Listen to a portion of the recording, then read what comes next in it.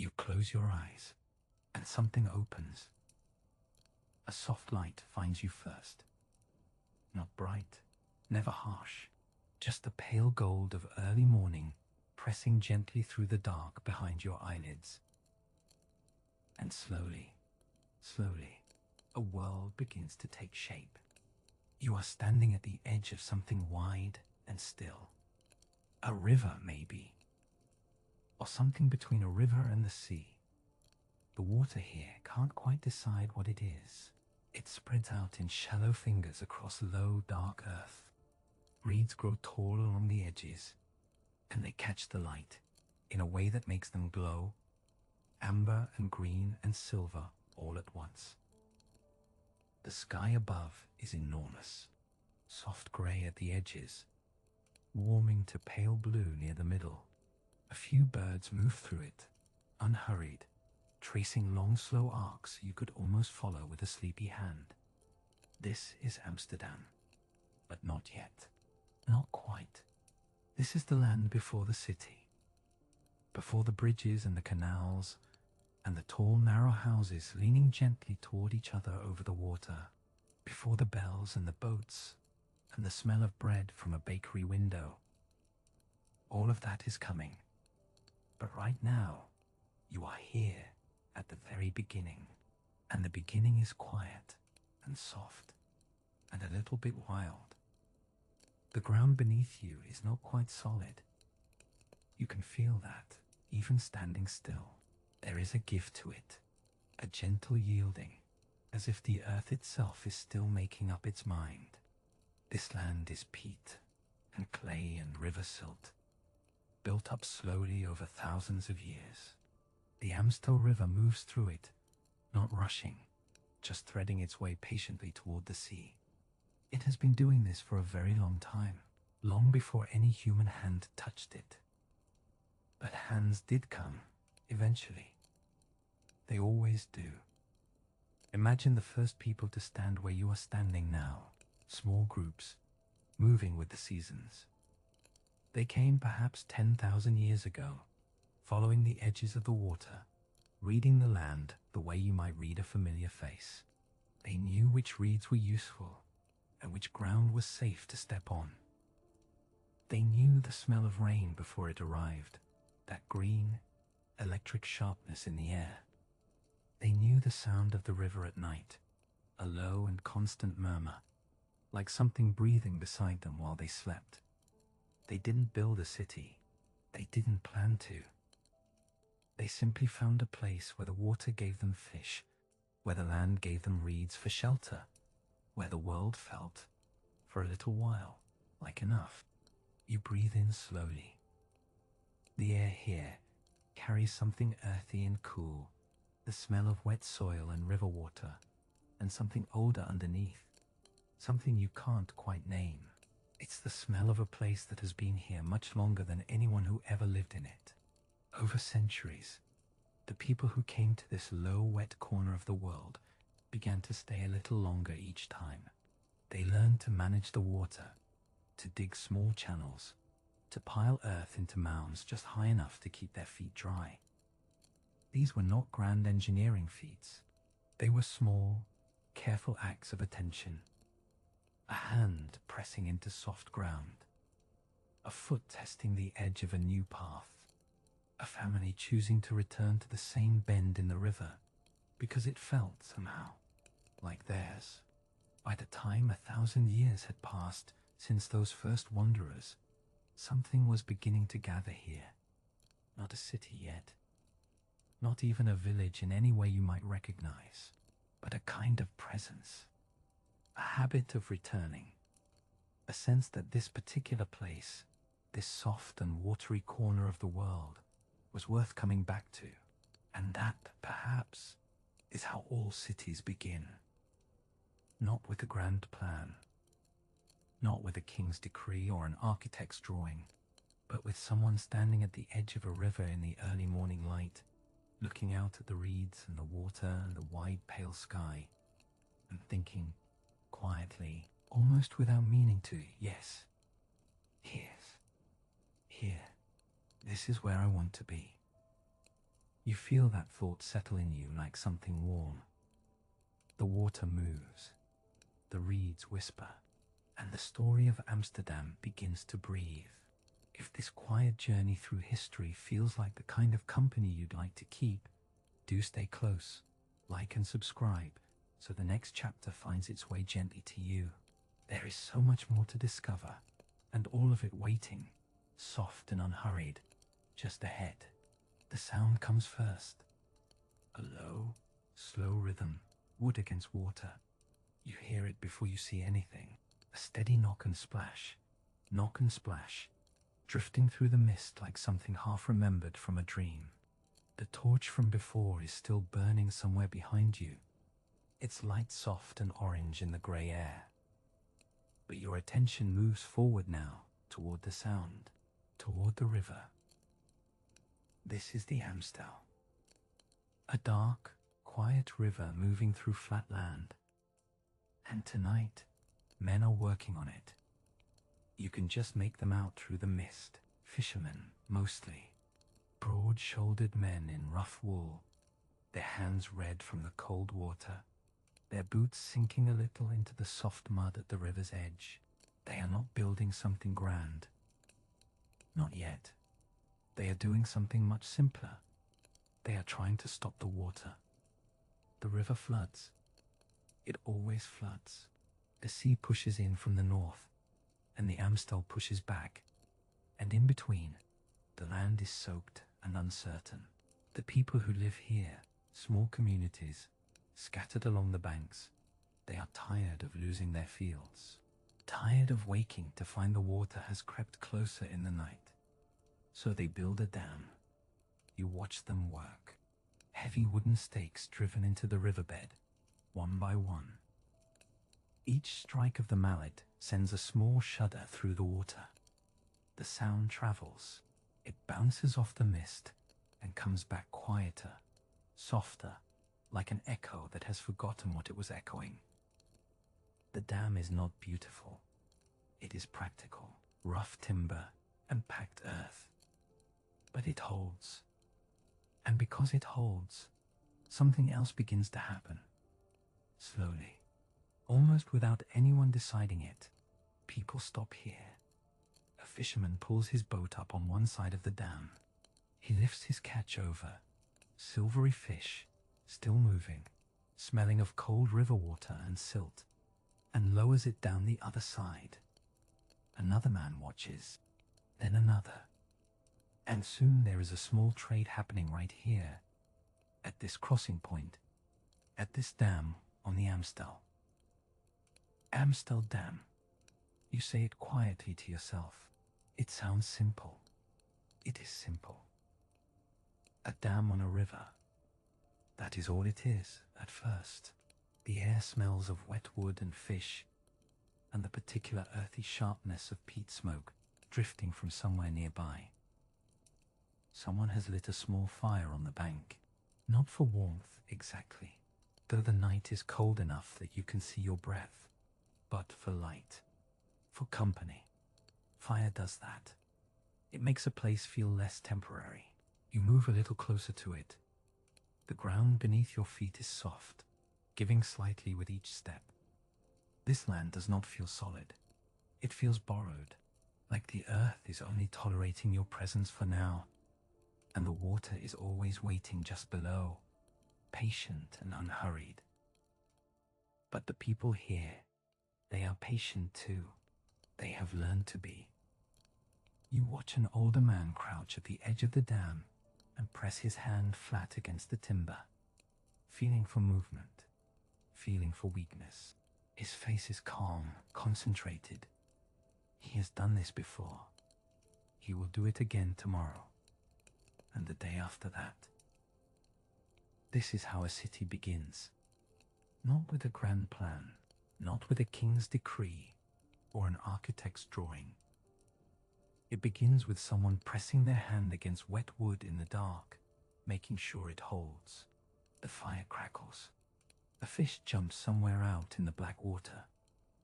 One of the men laughs at something, a low, easy sound, and the others murmur back. There is a feeling here that is hard to name. Not celebration exactly, not pride, something quieter than that. A kind of satisfaction that comes from doing a necessary thing, and doing it well enough, and then sitting beside a fire while the river runs on. The mist is still thick, the torchlight is still soft, the dam holds, and somewhere in this small moment, in the knock of wood, and the smell of smoke, and the cold press of river air against your face, a city is being imagined. Not by anyone in particular, not all at once. Just slowly, the way all real things begin. The water moves around the dam. It finds its way, as water always does. But it is gentler now, shaped, guided, and the people on the bank settle in beside their fire, and the night grows quiet, and the Amstel carries on beneath them, patient and dark and full of possibility. The smell reaches you before anything else. It is salt. Yes, but something underneath the salt. Something older. The deep, dark smell of river mud, of reeds pressed flat by the tide, of wood that has been wet so many times it has forgotten what dry ever felt like. You breathe it in slowly. It is not an unpleasant smell. It is the smell of a place that is alive. The water is still moving gently beside you. Those new wooden pilings, driven down into the soft riverbed just days ago, are already darkening at the waterline, already becoming part of the river, already belonging here. This is Amsterdam in the late 13th century, and something is beginning. It does not look like much yet. A handful of wooden houses along the banks of the Amstel, a small dam where the river meets the IJ, fishing nets hung out to dry in the grey morning air, their thin ropes catching the light like spider silk. The sound of an axe somewhere nearby, steady and patient, shaping a new beam for a new building. Someone is always building here. You walk along the bank. The ground beneath your feet is soft. It gives a little with each step, the way ground does when it is more water than earth. The people who live here have learned to walk carefully. They have learned to read the land the way you might read a face, looking for signs of what it is feeling, what it might do next. There are not many people yet, but there are enough. Fishermen, mostly.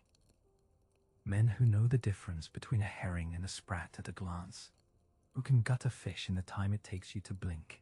Their hands are rough and cold, and always slightly damp. They smell of the catch, of brine and scales, of something ancient and silver. But something is changing. You can feel it in the small movements of the place. A cart arriving with barrels, a man standing at the water's edge, not fishing, just watching the boats come in, counting, calculating. The herring trade is growing, and herring, of all things, is what will begin to pull this quiet village into the wider world. Far to the north and east, a loose gathering of trading towns is slowly drawing closer together. Lübeck, Hamburg, Bremen, towns that have understood something important, that merchants traveling alone are vulnerable, but merchants who agree to trade together, who share rules and roads and trust, are something else entirely. They are powerful. This gathering of towns will come to be known as the Hanseatic League, and its long, patient fingers are beginning to reach this way. You watch a small flat-bottomed boat being loaded near the dam. The men work without hurrying. A crate of salted fish, a bundle of cloth, a sack of something heavy that makes the boat sit lower in the water. These goods are going somewhere, and somewhere other goods are coming back. The air tastes faintly of smoke. Someone has a fire going nearby, and the smell of it drifts across the water, mixing with the salt and the mud. It is a homely smell, a staying put smell, and yet everything around you speaks of movement. of going and returning, of the world being larger than this small bend in the river. A woman walks past carrying a basket of bread, still warm. You can feel the heat of it from where you stand. She does not look at you. She is thinking about something else entirely. About the price of grain, perhaps. About whether the weather will hold. About the small, practical calculations that keep a household, and a village, and eventually a city, alive. The dam itself is modest. Just logs and earth, holding the river back just enough to make this place possible. But it gives the village its name. Amsterdam. The dam on the Amstel, simple, honest, describing exactly what it is. And what it is, right now, is a place where things pass through. Where the river meets the sea. Where a fisherman might sell his catch to a merchant, who will sell it to a ship that will carry it somewhere you have never heard of. That chain of hands, that invisible thread connecting this muddy bank to the wider world, is just beginning to form. You stand at the water's edge for a moment longer. The pilings creak softly beside you. A gull calls once, and then goes quiet. Something is being built here, not just in wood and earth. Something harder to name, a habit of trade, a reaching outward. A small, stubborn belief that what happens here might matter somewhere else. The stone is cold beneath your fingers. You reach out and touch the wall of the guild hall, and it surprises you how solid it already feels, even unfinished. The mortar between the lower courses has set hard overnight. The masons did good work before they went home. Up above, the top courses are still open to the sky, waiting for tomorrow. But down here, at the base, the wall is firm. It holds. That is something Aberdeen understood well in this century. How to build things that hold. You step back a little. The moon has climbed higher now, and the half-finished hall casts a long, pale shadow across the cobblestones. The smell of cut granite is still in the air. Faint, mineral, clean. Aberdeen stone has a particular quality. It does not crumble easily. It does not soften in the rain. It simply endures. And the people who shaped this city in the 1400s, they were learning to endure too. To organize, to negotiate, to build something more than walls. The guilds were at the heart of it. The merchant guild had existed here for some time, but through this century, it grew more formal, more powerful. The men who traded wool, hides, fish, cloth, they wanted rules. They wanted to know who could sell what, and where, and how. They wanted to protect their livelihoods. And so they gathered, they argued, they agreed, and they wrote things down. You can almost hear it. The low murmur of voices in a candlelit room. The scratch of a quill. The thud of a seal pressed into warm wax. These were not grand gestures. They were careful ones. And alongside the merchants, the church shaped daily life in ways that were just as practical as they were spiritual. The parish of St. Nicholas stood at the center of things, not just as a place of worship, but as a kind of civic anchor. Baptisms recorded, marriages witnessed, the dead given their proper rites. The rhythm of the church calendar told people when to plant and when to harvest, when to fast and when to feast. You think about that word, feast. Even in a modest household, a feast day meant something. A little extra warmth, perhaps some salted fish, or a small cup of ale with a trace of honey in it, something sweet on the tongue to mark the occasion. The bishop, too, was a figure of real authority in this period. Aberdeen had its own bishop, and the diocese stretched wide across the northeast. The bishop was not just a religious leader, he was a landowner, a judge in certain matters, a man whose word carried weight in disputes that had nothing to do with scripture. Religion and civic life were not separate things here.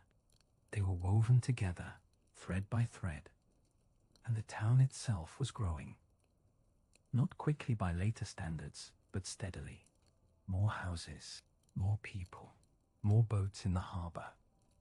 The smell of the sea was always present, salt and fish, and rope and tide. You could not live in Aberdeen and forget the water. It was always there, at the edge of everything. There were tensions, of course. There always are when a place is finding its shape. Disputes between merchants over trading rights. Questions about who owed what to the church. Arguments about which craftsmen could call themselves members of which guild. These things mattered enormously to the people living through them, even if they seem small from a distance. But what you notice, standing here in the cool night air, is not the conflict. It is the persistence. The willingness to keep showing up, to keep negotiating, to keep laying one stone on top of another until something solid emerges. The guild hall will be finished. You can feel it in the weight of the wall beneath your hand. Someone will hang a door. Someone will light a fire inside. Men will sit around a table and talk about prices and tides and the cost of a barrel of salted herring. And slowly, quietly, a city will continue to become itself. The moon drifts behind a thin veil of cloud. The light softens. The shadow of the hall fades gently into the general darkness of the street. You breathe out. Aberdeen in the 1400s was not a place of sudden transformations. It was a place of patient accumulation, of small decisions made carefully, over and over again, of stone set upon stone, and season following season, and a community learning, slowly, steadily, what it meant to belong to itself. The night settles around you, quiet and unhurried, and the wall holds. The taste of dark rye bread is still on your tongue, thick and a little sour. The kind of bread that stays with you long after the meal is done. You are sitting somewhere close to the water, and the evening has settled fully now. The bells have gone quiet. The canals hold the last pale light of the sky, and the city breathes slowly around you. This is Bruges in the early years of the 16th century, or perhaps Ghent or Antwerp, growing faster than anyone expected. The Low Countries, that gentle, watery stretch of land caught between rivers and sea, are no longer ruled by their own dukes. The old Burgundian line has passed, through marriage and inheritance, into something larger, something that reaches far beyond these flat horizons. The Habsburgs are here now. You might not feel it immediately. The bread still tastes the same. The canal still smells of damp wood and cool mud. The market square still fills each morning with the sound of cartwheels on stone, with the low murmur of merchants checking cloth between their fingers. Life continues in its familiar rhythms. And yet, something has shifted. Something in the air, like a change in wind direction that you notice only after a while. Charles, who will become Emperor Charles V, was actually born here. In Ghent, in 1500, he grew up speaking the language of these streets. And for a time, that felt like it meant something. Like the Low Countries had a voice at the very center of power. But an empire is a complicated thing to hold. Charles ruled over Spain, over the Italian territories, over the Americas that were only just beginning to be mapped and named. These flat, prosperous cities of the north were important to him, enormously important, because of their trade, their textiles, their wealth. But they were one piece of something vast, and vast things have a way of pressing down on smaller ones. You run your fingers along the edge of a wooden table. The grain is smooth in some places, rough in others. That is what this period feels like, if you try to hold it in your hands. Smooth in the familiar places, rough where the new pressures are beginning to show. The guilds are still powerful here. The weavers, the dyers, the merchants who move wool and linen across the sea to England and back again. The smell of dye hangs over certain streets, sharp and faintly chemical. A smell that means work. That means the city is alive and producing. These people know their craft. They know their rights. They have known them for generations. And the Habsburgs, for all their distant grandeur, need these cities to function, need the tax revenue, need the trade routes. So there is a kind of negotiation happening always, a quiet tension between the old freedoms of the guilds and the new demands of an empire that is almost always at war somewhere. You hear, faintly, the sound of a bell on a boat. Not the great church bells. Those have gone quiet for the night. Just a small bell, a working bell, the kind that signals a vessel moving slowly through dark water. It is a small sound, an ordinary sound, but it reminds you that this city is connected to everywhere. That the cloth made here might end up draped across a shoulder in Lisbon or Seville. That the coins counted in these merchant houses carry the face of a man who rules more of the world than any single person ever had before. There is something strange about living at the center of something so large. You might feel proud. You might feel small. You might feel both at once, which is perhaps the most honest feeling of all. The city is building during these decades. New facades going up on old streets. Stepped gable rooftops that you can just make out in the dimming light. Their silhouettes soft against the sky. The Renaissance is arriving here too, slowly, carried in books, and in the minds of merchants who have traveled south and come home with new ideas about proportion and beauty. But tonight, none of that feels urgent. Tonight the city is simply resting. The rye bread taste is fading now, replaced by the cool, clean air coming off the water. You breathe it in. Somewhere nearby, a candle is still burning in a window. Just one. A small, warm square of light in all that quiet dark. You find yourself watching it without quite knowing why. It flickers once, then holds. The pages settle for a moment, then lift again, just slightly, catching the pale morning light that falls across the windowsill. You can see the ink clearly from where you stand. Columns of numbers. Names of trading partners in Antwerp, in Hamburg, in London. The careful handwriting of a man who measured his world in guilders and bolts of cloth. But look a little closer. There, in the margin, small letters, written quickly, almost hidden beside a row of figures. A name. A meeting place. A time. Amsterdam in the 1560s is a city that keeps secrets the way its canals keep reflections, quietly, and just below the surface. The streets look the same as they always have. Merchants carry their bundles. Fishwives call out from their stalls near the damrak. Children chase each other across the wooden bridges, their feet drumming a hollow sound on the planks. The smell of smoked herring drifts through the morning air, sharp and familiar, the way it always has. But something has changed in the quality of the silence. You notice it when you pass a group of men standing near a canal wall. They are not arguing. They are not even speaking loudly.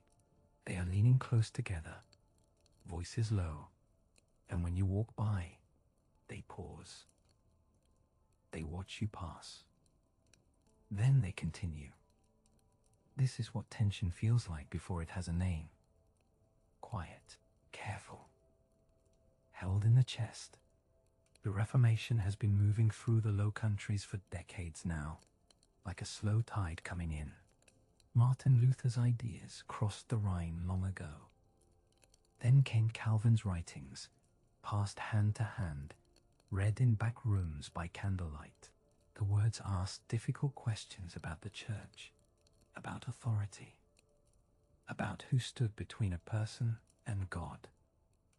In Amsterdam, those questions have found willing ears. The city is full of people who trade in ideas as readily as they trade in spices. Sailors bring pamphlets from German ports. Printers, careful, cautious printers, set type in small workshops tucked behind respectable facades. A sermon copied onto a single sheet of paper can travel from hand to hand across the whole city in a week. You sit for a moment on a low step near the old church, the Oude Kerk, and rest your feet. The stone is cool through the thin soles of your shoes. Above you, the great tower rises into a grey sky, solid and ancient, its bells silent at this hour. Inside, the church still holds its Catholic Mass. The candles still burn. The priest still speaks in Latin, his voice rising and falling in the familiar rhythm you have heard all your life.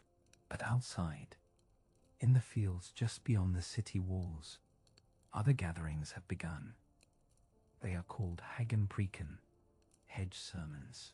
People walk out in groups, quietly, on a Sunday morning, and stand in the open air to hear a preacher speak in plain Dutch. No Latin, no ceremony, just words that everyone can understand. There is something both frightening and tender about those gatherings. Families standing together in the wind, listening, a mother holding her child's hand, an old man cupping his ear to hear better. The grass damp under their feet, the sky wide and indifferent above them. They know they are taking a risk. The Spanish crown governs these lands, and King Philip II is not a patient man when it comes to religious dissent. His regent in Brussels, Margaret of Parma, is trying to hold things together. But the pressure from Madrid is growing. Harsher edicts, stricter enforcement, whispers of an inquisition. In Amsterdam, people are beginning to calculate, not just in their ledgers, but in their hearts. What do they owe to the church? What do they owe to the king? What do they owe to their own conscience? These are not small questions. They are the kind that change everything once they are asked out loud. You pick up a small stone from the step and turn it in your fingers. It is smooth, worn by many hands or many years. You cannot tell which. You set it back down gently. The merchant's ledger is still there on the windowsill above you. Its page is finally still now that the breeze has dropped. The numbers and the names and the small secret letters in the margin all rest quietly together in the pale light.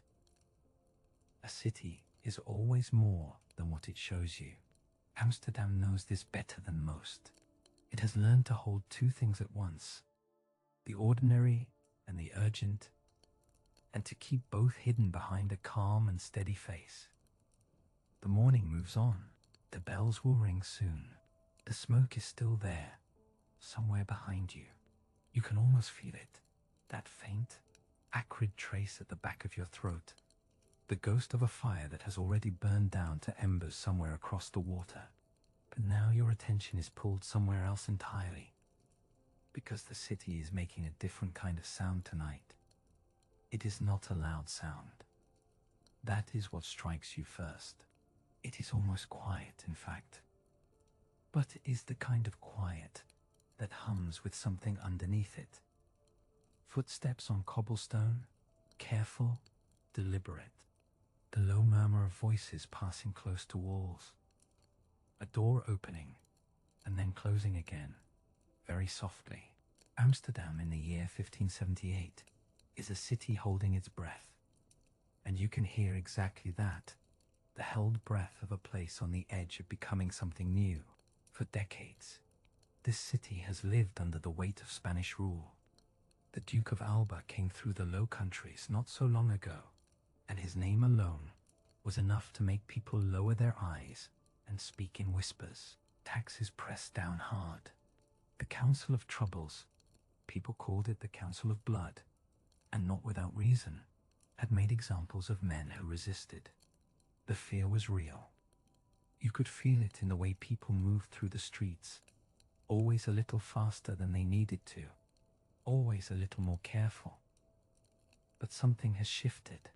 You can feel it in the air, the way you feel a change in weather, not yet arrived, but coming.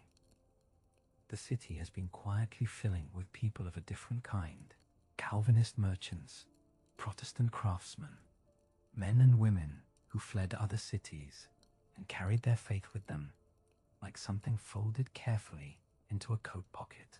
They have been gathering. They have been waiting. And now, in this year, the waiting ends. What happens is called the alteration. The word sounds almost gentle, doesn't it? An alteration, a small adjustment. But what it means is this: the Catholic city government is replaced, almost without bloodshed, by a Protestant one. The old rulers step aside. New men step in. And the great churches of Amsterdam, the ones that have stood for generations with their stone saints and their candlelit altars, are handed over, stripped of their Catholic furnishings, rededicated to a plainer, quieter faith. You walk past the Oude Kerk, the old church, and you notice how different it feels inside now. The air is cooler somehow. The walls look wider without the tapestries. The sound of your footsteps carries further across the stone floor. There is something almost austere about it. Not cold, exactly. Just emptied. As if the building has exhaled and is waiting to learn what it will become next. The smell of incense is gone. In its place, there is only old stone and the faint dampness that always lives in buildings close to water. It is a smell that asks nothing of you. That, too, feels new. Outside, the city is reorganizing itself. The harbor is busier than ever. Ships come in from the Baltic, from England, from the far edges of the known world. Grain and timber and cloth. Amsterdam has always been a trading city, and the alteration does not change that. If anything, it sharpens it. The new Protestant leadership is practical, commerce-minded. They understand that the city's strength lives in its port, in its merchants, in the constant movement of goods across water. And there is another kind of movement happening too. The fight for independence from Spain is not over. It is, in many ways, just beginning. The Union of Utrecht has bound the northern provinces together in resistance. William of Orange, Willem van Oranje, is the name on people's lips, spoken with something between hope and reverence. He will not live to see the final victory. He is assassinated in 1584, and when the news reaches Amsterdam, you can imagine the silence that falls over the city.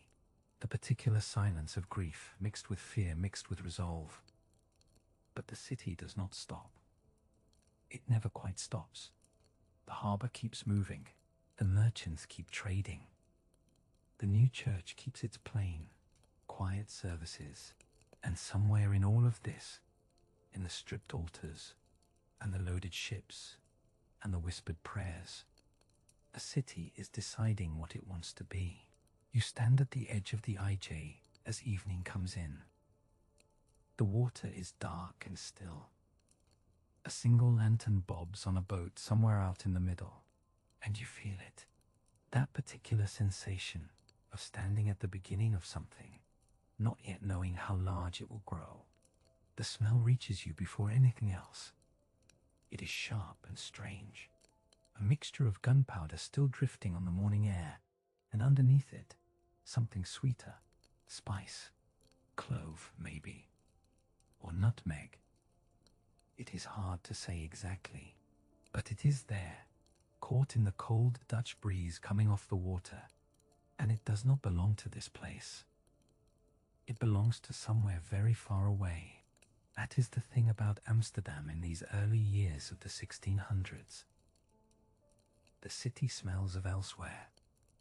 You stand near the harbor and you breathe it in. The water is dark and calm now. The echo of that cannon has long since faded into the morning. But something it stirred is still moving. Something in the air, in the mood of the city, in the way people are walking a little faster, talking a little louder, looking toward the horizon with bright and restless eyes. The Dutch Republic is new, fragile still, but free. And freedom, it turns out, makes people hungry. The merchants of Amsterdam have been thinking for some time now. They have been watching the Portuguese sail east and return with holds full of pepper and cinnamon. They have been watching the Spanish grow rich and powerful. And they have been asking themselves a quiet, dangerous question. Why not us? The answer, when it comes, is not a single ship. It is not a single merchant. It is something larger and stranger than that. Something the world has not quite seen before. In 1602, the States General of the Dutch Republic brings together a group of competing trading companies. They are rivals, really. They have been undercutting each other, racing each other, sometimes sailing the same routes at the same time just to spite each other. It is wasteful. It is chaotic. And so the government does something bold. It merges them. The result is the Verenigde Oost-Indische Compagnie, the VOC, the Dutch East India Company. You can feel the weight of that name even now. It is not just a company. It is something closer to a small country. It has the power to sign treaties, to build forts, to raise armies, to wage war if it needs to. It can do all of this in the name of trade, in the name of the Republic, in the name of profit. And it is based here, in Amsterdam. The VOC's first headquarters is a modest building by the water. You might walk past it and not think much of it. The door is plain. The windows are small. But inside, men are making decisions that will reach across oceans. They are planning routes to Java, to the Banda Islands, to the Spice Islands. They are drawing maps and signing contracts and counting coins. The smell of spice in the air is not an accident. Ships are already returning. Carefully packed cargoes of nutmeg and mace and cloves are being unloaded at the docks. The nutmeg is so valuable that a small bag of it could buy a house in Amsterdam. People know this. They talk about it in low voices, the way you might talk about something almost too good to believe. You walk along the waterfront and you watch the workers. Their hands are rough and quick. They carry crates with practiced ease. A few of them have been to the east themselves. You can sometimes tell by the way they look at the ships. Not with wonder, exactly, with something more complicated. Memory, maybe, or a kind of tiredness that sits quietly behind the eyes. The city is changing around all of this. New buildings are going up. A canal ring is still being planned, still being dreamed. But the money that will build it is already beginning to flow. The VOC is the engine of it, the great, grinding, restless engine of Amsterdam's ambition. And yet, standing here, it does not feel loud. It feels purposeful. The city moves like a river that has found its direction. Steady, certain, carrying everything with it. You close your eyes for a moment. The cold air touches your face. The smell of spice is still there, faint now, mixing with salt and timber, and the particular damp smell of canal water in the morning. Somewhere out on the water, a rope creaks against a wooden post. A gull calls once and goes quiet. Amsterdam is leaning forward into the century, into the world, into something it cannot yet fully see, but already, somehow, believes in. And the morning holds it all, gently, like a breath. It has not yet let go. Those crates are still there in your mind, solid and heavy, smelling of distant places. And now, as the light fades a little more, you reach out and press your hand flat against one of them. The wood is rough beneath your palm, slightly damp from the river air. You can feel the grain of it, the small splinters and ridges, the weight of everything packed tightly inside. It is a simple thing, pressing your hand against a wooden box, but somehow it connects you to something enormous. To all the hands that carried this, to all the water it crossed. You stay there for a moment, just breathing. And then you look up, because Amsterdam in the 1620s is not standing still. It never stands still. Even now, as the evening settles over the city, you can hear it. The low thud of mallets somewhere across the water, the scrape of iron against wet earth. The city is digging.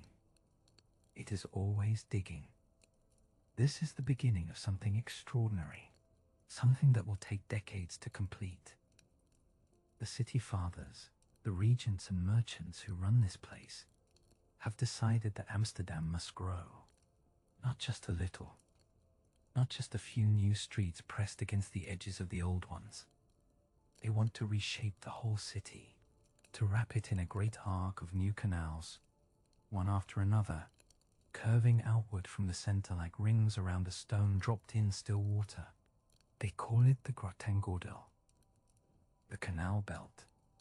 You walk toward the edge of the old city now, and you can see where the work is happening. The ground here is soft. It is always soft in Amsterdam. The whole city sits on a kind of ancient riverbed, layers of peat and clay and sand, and beneath that, more water. To build anything here, you must first understand the ground. You must respect it. The workers drive wooden piles deep into the earth. You can hear the rhythm of it. Thud, thud, thud, steady and patient, like a slow heartbeat. Each pile is hammered down until it finds something solid far below. And on those piles, the city will rest. Every house, every bridge, every canal wall, all of it floating, in a way, on a forest of buried wood. The smell of fresh-turned earth reaches you, rich and dark and cold. It is the smell of beginning. You crouch down at the edge of a newly dug trench. The sides are steep and dark. Water is already seeping in at the bottom. It always does here. Workers move quickly, shoring up the walls, keeping the shape of the canal before the earth can take it back. There is something almost tender about the way they work, careful and deliberate. They know this ground. They know what it wants to do. The plan for the Grachtengordel is precise. 3 main canals will curve around the old medieval city in a great half-circle. The Herengracht, the Gentleman's Canal, will be the grandest, then the Keizersgracht, the Emperor's Canal, and then the Prinsengracht, the Prince's Canal. Between them, smaller streets and narrower waterways. And beyond those, the Jordan, a neighborhood for the working people, the dyers and tanners and craftsmen, the ones whose trade smell too strongly for the finer streets. Everything has its place. Everything is planned. You stand up and look out across the half-dug landscape. It is muddy and raw and a little chaotic right now. There are piles of excavated earth everywhere, wheelbarrows, ropes, the low orange glow of lanterns where the work continues into the evening. It does not look like the elegant city it will become. It looks like a wound in the ground, like something being opened up. But that is how beginnings always look, isn't it? You think about the people who drew the plans for this, who sat at a table somewhere, candlelight, the smell of ink, the scratch of a quill, and imagine this whole great arc of water and stone and light. Who decided where each canal would go, how wide, how deep? Who thought about the trees that would line the banks one day, The elm trees, planted in rows, their roots drinking from the water below. They imagined something that did not yet exist. And then they started digging. The mallet thuds again somewhere in the dark. Steady, patient.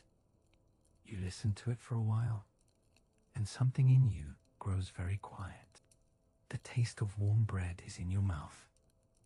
Dense, a little sour. The kind of bread that fills you slowly, that stays with you through a long morning of work. You are sitting somewhere near the water.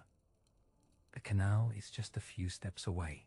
You can hear it, that soft, lapping sound, almost like breathing. The city breathes this way, you think, in and out. Goods arriving, goods leaving, money flowing somewhere you cannot quite see. The bread is from a baker on a side street. Simple, affordable, the kind of loaf that most people in Amsterdam eat in the 1640s and 1650s. Not everyone, of course, but most. Because this city, for all its golden light and gleaming canals, is a city of very different lives sitting very close together. You finish the last bite, you brush the crumbs from your lap, and you look up. Across the canal, there is a house. You have probably walked past it before without really stopping, but now you stop. Now you look. It is tall. 4 stories, maybe 5. The facade is pale stone, carefully cut, with a gable at the top shaped like a gentle triangle. The windows are large, large enough to let in real light, which is expensive in itself, because glass costs money, and big glass costs more. There are pilasters along the front, those flat columns that do nothing structural, but say everything social. They say, someone of importance lives here. The door is heavy wood, painted dark. The step in front of it is scrubbed clean. This is one of the new canal houses, built along the Herringgracht, or the Keizersgracht, or the Prinsengracht, the 3 great arcs of water that now ring the old city. The digging is still fresh in some places. The clay you noticed earlier, clinging to a boot at the canal's edge, is part of all this. The city is still becoming itself. And the people who are building these houses, the great merchants, the VOC shareholders, the men who trade in pepper and nutmeg and silk and sugar, they are becoming something too. Something new. Something that does not have a perfect word yet, but that we might call a class. A layer of society defined not by noble birth, but by wealth, by trade, by the careful accumulation of money across many years and many voyages. You think about that for a moment. The smell of the canal reaches you. Cool water, a little mud, a faint trace of something organic and old. It is not unpleasant. It is just honest. The city smells like what it is. Inside one of these great houses, there might be a painting on the wall, a portrait of the merchant himself, or his wife, or both of them together. Painted by someone skilled, someone whose name might survive the centuries. The merchant's collar is white and starched. His expression is serious but not unkind. He has worked hard. He believes he has earned this, and perhaps he has. That is the complicated thing, because the wealth of Amsterdam in these years is real. The city genuinely is the center of world trade. The ships genuinely do come and go. The goods genuinely do flow through these warehouses and counting houses and along these canals. Something extraordinary is happening here. But the warmth of it does not reach everyone equally. The baker who made your bread this morning, he works from before dawn. His hands are rough from the heat of the oven. You can almost feel that roughness if you press your own palms together and imagine. He lives in a narrower street, a darker house, further from the water. He is not poor by the standards of other European cities. Amsterdam takes some care of its people. There are institutions here, the Almoisenierschies, the orphan houses, the civic guilds, that soften the hardest edges of poverty. But he will not have a portrait painted. He will not have pilasters on his door. The canal reflects the sky this evening, that pale grey blue that Amsterdam does so well, soft and diffuse, as if the light itself is being careful not to disturb anything. You watch a small boat move slowly along the water. A man at the oar, a covered load in the middle. He does not look up. He's thinking about where he is going, or perhaps not thinking at all. Just rowing, just breathing, just moving through the city, the way water moves through the city. Everything here is connected. The bread, the house, the painting, the boat, the clay at the canal's edge, still damp, still soft, still holding the shape of the world being made. You breathe out slowly.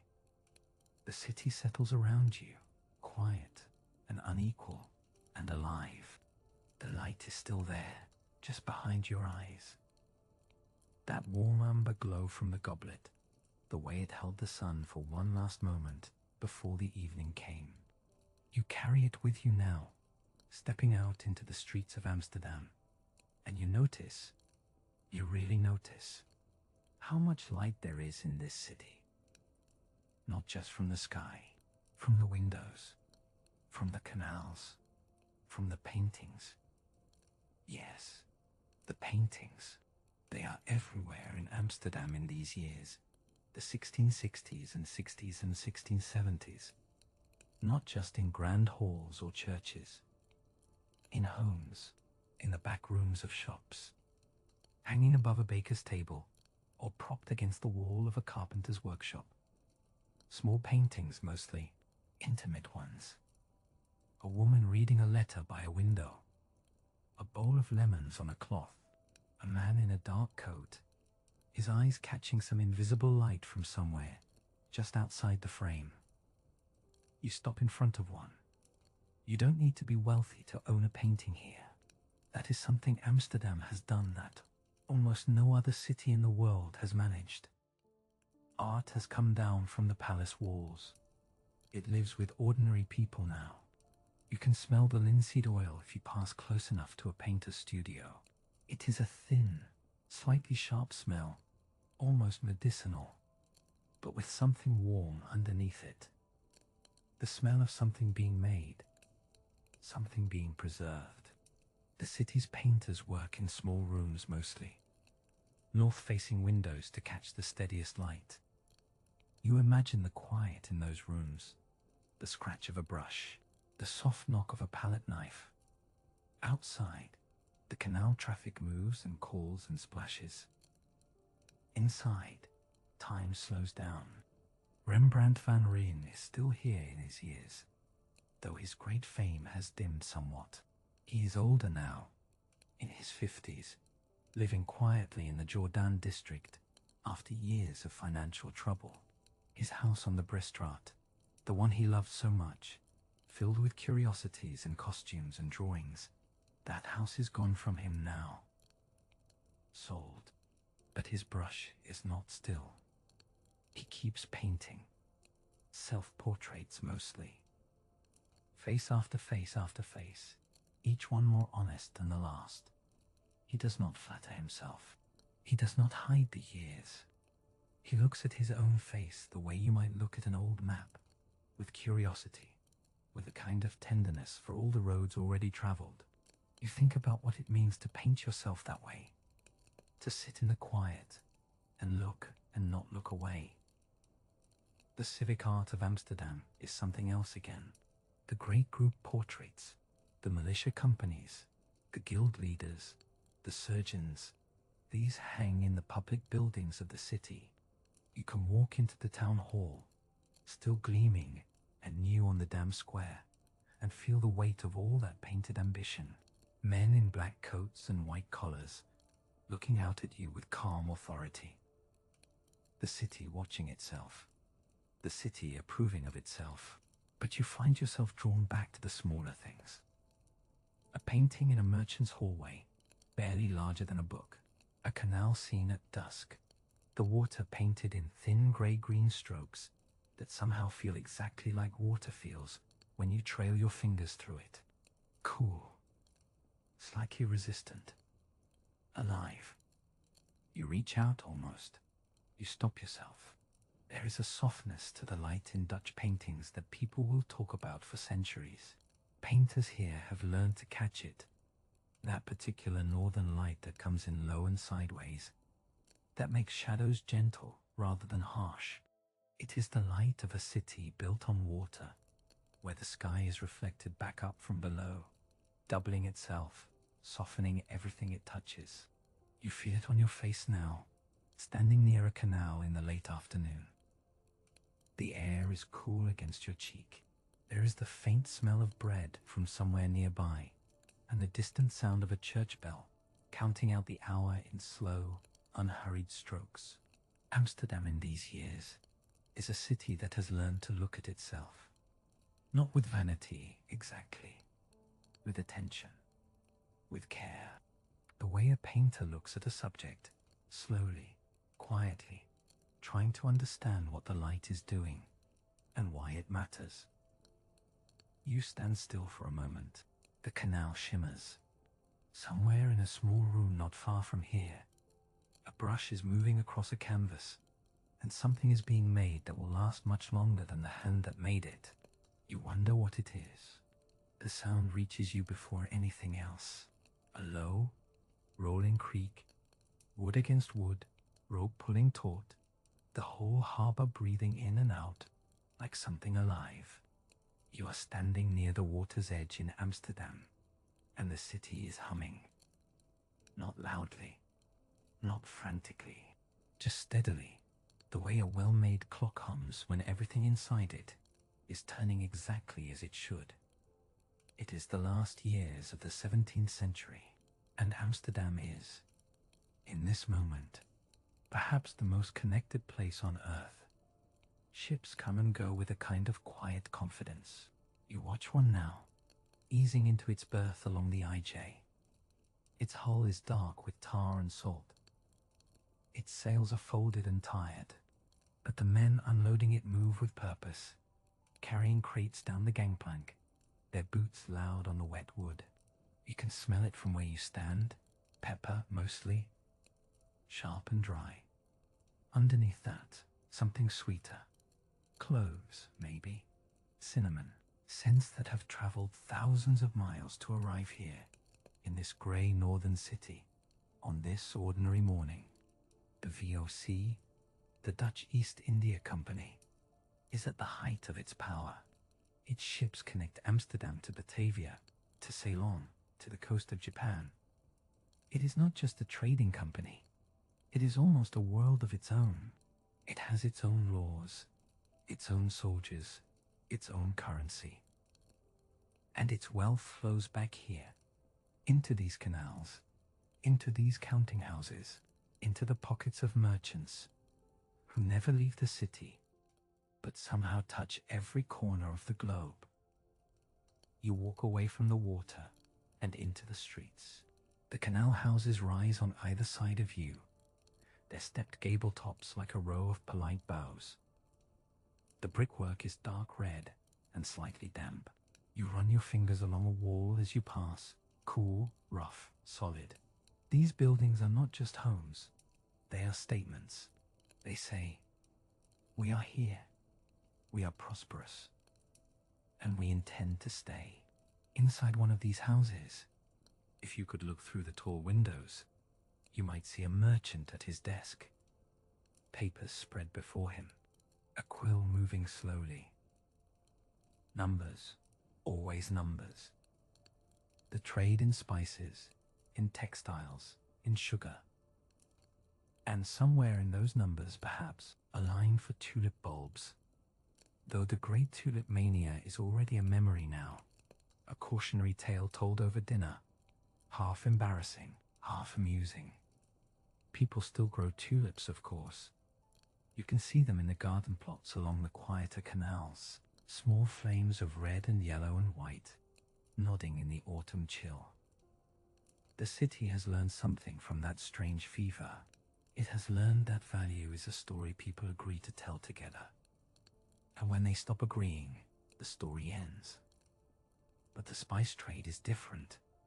The pepper is real. The cinnamon is real.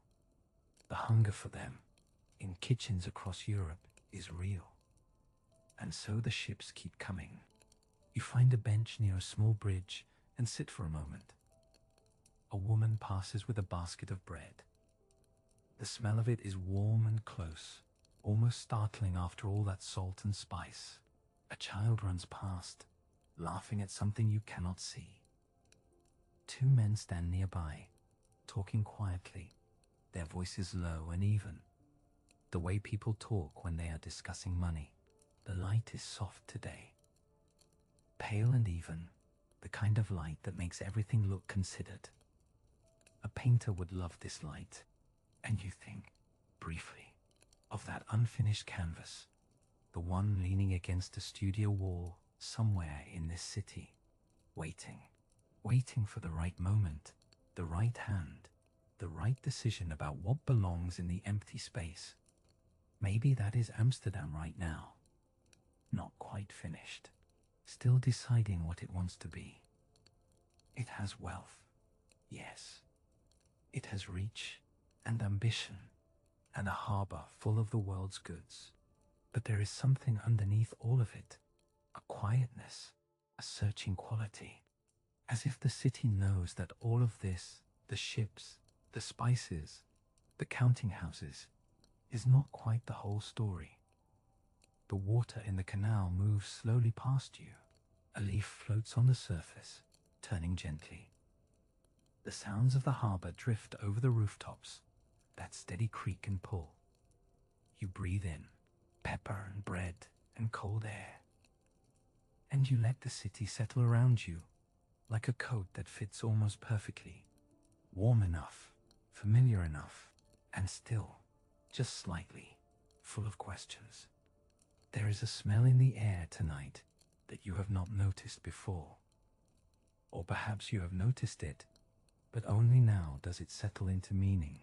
It is the smell of rope, old rope, dry and fibrous, coiled on the dockside with nowhere particular to go.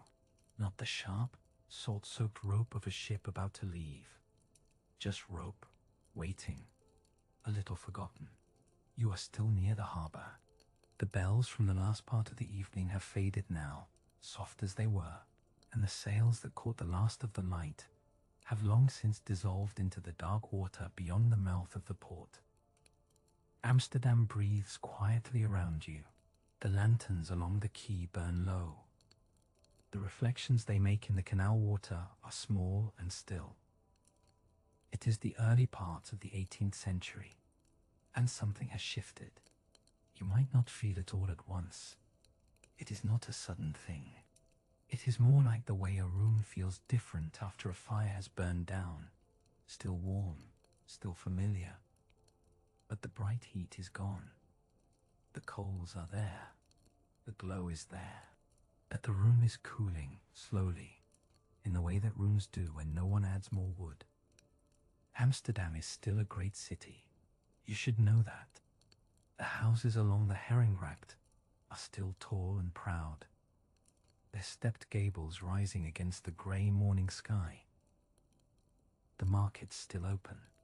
The cheese still comes in from the countryside, round and yellow, stacked in careful rows. The smell of it drifts to you even here, faintly sweet and a little sharp, carried on the cool air from the direction of the Newmarkt. But the ships are fewer now. You notice it when you look out at the harbour in the early morning, when the light is flat and honest. There are ships, yes, but the forest of masts that once made the IJ look like a moving woodland, that is thinner now. Some of the berths are empty. Some have been empty for a while. The Dutch East India Company, the VOC, is still trading, still powerful on paper, But there are cracks in the ledger that the merchants do not always speak of in public. Competition has grown. The English are more aggressive on the sea routes now. The French too. The wars of the previous decades have cost money that was never quite recovered. And the trade winds, metaphorically speaking, have begun to blow in slightly different directions. You walk along the canal, and you run your fingers along the iron railing beside a bridge. It is cold under your hand, and a little rough with age. The city is still being maintained, still being cared for, but there is less urgency in it, less of the frantic building energy that you might have felt 50 years ago, when new warehouses seemed to rise every season, and the sound of hammering was constant. Now the hammering is quieter. The building is slower. Some of the great merchant families have moved their money into land, into bonds, into lending rather than trading. It is safer that way. Less adventurous, less risky, and perhaps, in some quiet way, less alive. You sit down on a stone step beside the water. The canal smells of mud and cold, and something faintly green, algae, perhaps, on the underside of the wooden dock nearby. A small boat drifts past, rowed by a man who does not look up. The sound of the oars is soft and rhythmic. Dip and pull, dip and pull. It is almost like breathing. A woman crosses the bridge above you with a basket over her arm. You can hear the faint creak of the wicker. She is going to the market, probably. Life continues. Of course it does. Cities do not stop when their golden ages end. They simply become something else. Something quieter. Something more inward. Amsterdam in these years is learning a new kind of patience. It is a city that has known extraordinary abundance, and now it is learning to live with something more ordinary, more settled. The wealth is still here, in the houses, and the art, and the careful civic pride. But the hunger for more, that particular restless hunger, has softened. You look out at the water. A single gull lands on a mooring post and sits very still, watching the canal with calm yellow eyes. And you find yourself wondering, not with sadness exactly, but with a kind of quiet curiosity, what it feels like to be a city that has already had its greatest moment and is only now beginning to understand that. You run your fingers along the edge of an old wooden table. The surface is smooth in some places, rough in others, worn down by years of hands resting there, thinking hands, writing hands, hands that held quill pens and turned the pages of books that had traveled a very long way to reach this city. The warehouses outside are quiet now. The water beyond them is still. But inside certain rooms, in certain houses tucked along the older streets, something else is moving. Not cargo, not coin, something lighter than that, and in some ways more lasting. Ideas. Amsterdam in the second half of the 18th century is not the city it once was. The great merchant fleets are fewer. The harbours, though still busy, no longer hum with quite the same urgency. You can feel it in the air, a kind of settling, like a house after a long party, when the guests have gone and the candles are burning low. There is space now, and in that space, people are reading. The smell of ink is everywhere in this city. Print shops line certain streets, their doors propped open in the warmer months, the faint sharp scent drifting out onto the cobblestones. Amsterdam has long been a place where books could be printed that could not be printed elsewhere. Thinkers from across Europe knew this. They sent their manuscripts here. They trusted these presses, and so the books arrived and were made and moved outward again into the world. You imagine sitting in one of the reading rooms that have begun to appear in the city, quiet, candlelit, smelling of paper and tallow, and something faintly damp from the canal outside. A man across the table from you is reading in French. Another is making notes in a small leather journal. No one is speaking loudly. The conversation, when it comes, is low and careful.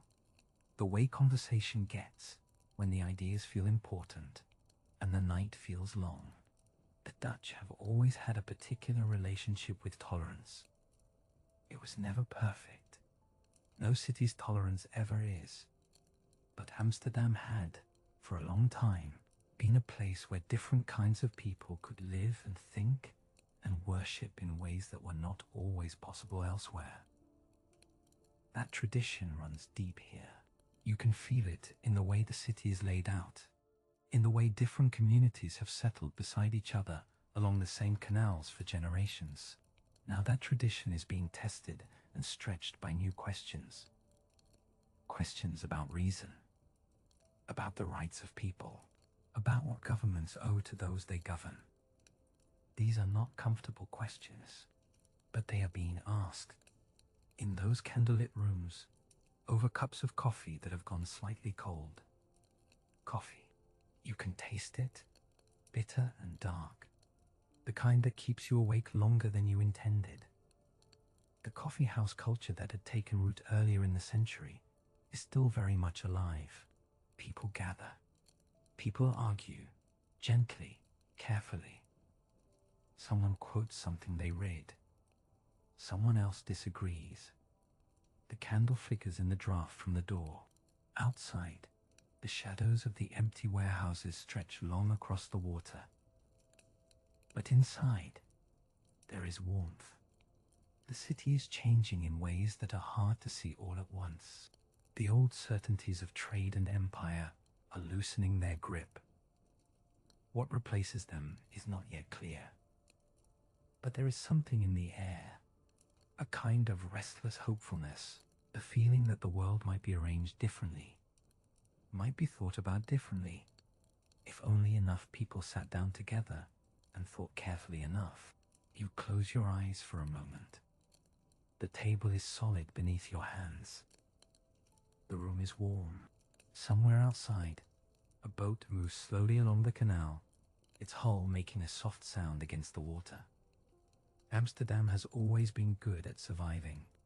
It has always been good at finding what is needed in the moment, whether that is spices or ships, or now, in this quieter time, the slow and patient work of ideas. The candle has burned down quite low. The man across the table closes his book and sits for a moment in the warm, dim light, not quite ready to leave. You understand the feeling. There is something peaceful about this room, something that asks nothing of you except that you stay a little longer and breathe and let the thoughts settle like dust settling slowly through still air. The water outside is dark and quiet. The city rests around you, older now, a little softer at the edges, still thinking, still wondering, still here. There is something sharp on your tongue, something almost metallic, like cold air swallowed too quickly. You are standing near a window, and the morning outside is pale and uncertain. The year has turned. Everything has turned. It is early in 1795, and Amsterdam is holding its breath. The taste lingers. Maybe it is the bread from breakfast, a little stale, a little sour. Maybe it is something else, something harder to name. The feeling you get when the world you knew yesterday is not quite the same world you woke up to this morning. The French have arrived, not with fire and noise, not the way you might have imagined. They came across the frozen rivers in January, and the ice held them. Imagine that, an army walking across water. The cold itself seemed to open a door, and through it stepped a new era. The old republic of the 7 united provinces, that careful, merchant-built, stubborn little republic, it is gone now. In its place, something new is being written. They are calling it the Batavian Republic, a French name for a Dutch idea, or perhaps a Dutch name for a French idea. It is hard to say. The words sound clean and hopeful. The reality is more complicated. You run your fingers along the windowsill. The wood is cold. Outside, the canal is still. A thin skin of ice has formed at the edges, and the grey morning light sits on it like a held thought. The city does not look different. Not exactly. The same narrow houses lean together over the water. The same church towers stand above the rooftops. But there are new flags now. New symbols on official buildings. New words in the newspapers. Words like liberty and equality. Words that have crossed the border from France and landed here, still warm from the revolution that made them. Some people in Amsterdam welcomed all of this. There had been a movement here for years. The Patriots, they called themselves. People who wanted reform, who were tired of the old regent families holding all the power, tired of the Orange Princes and their influence. For them, the French arrival felt like a door finally opening. For others, it felt like a door closing. The smell of the morning drifts through the gap in the window. Coal smoke, whetstone, something faintly sweet from a bakery somewhere on the next street. The city still smells like itself. That is something. You think about the book on the velvet chair, the one that was closed so quietly. There are many books being closed now, and many others being opened. Old laws, old privileges, old ways of running things, they are being set aside. The guilds that had organized the trades for centuries are being dissolved. The old city councils are being replaced. Everything is being rearranged, and yet life continues. The market boats still come in the morning. The herring sellers still call out their prices.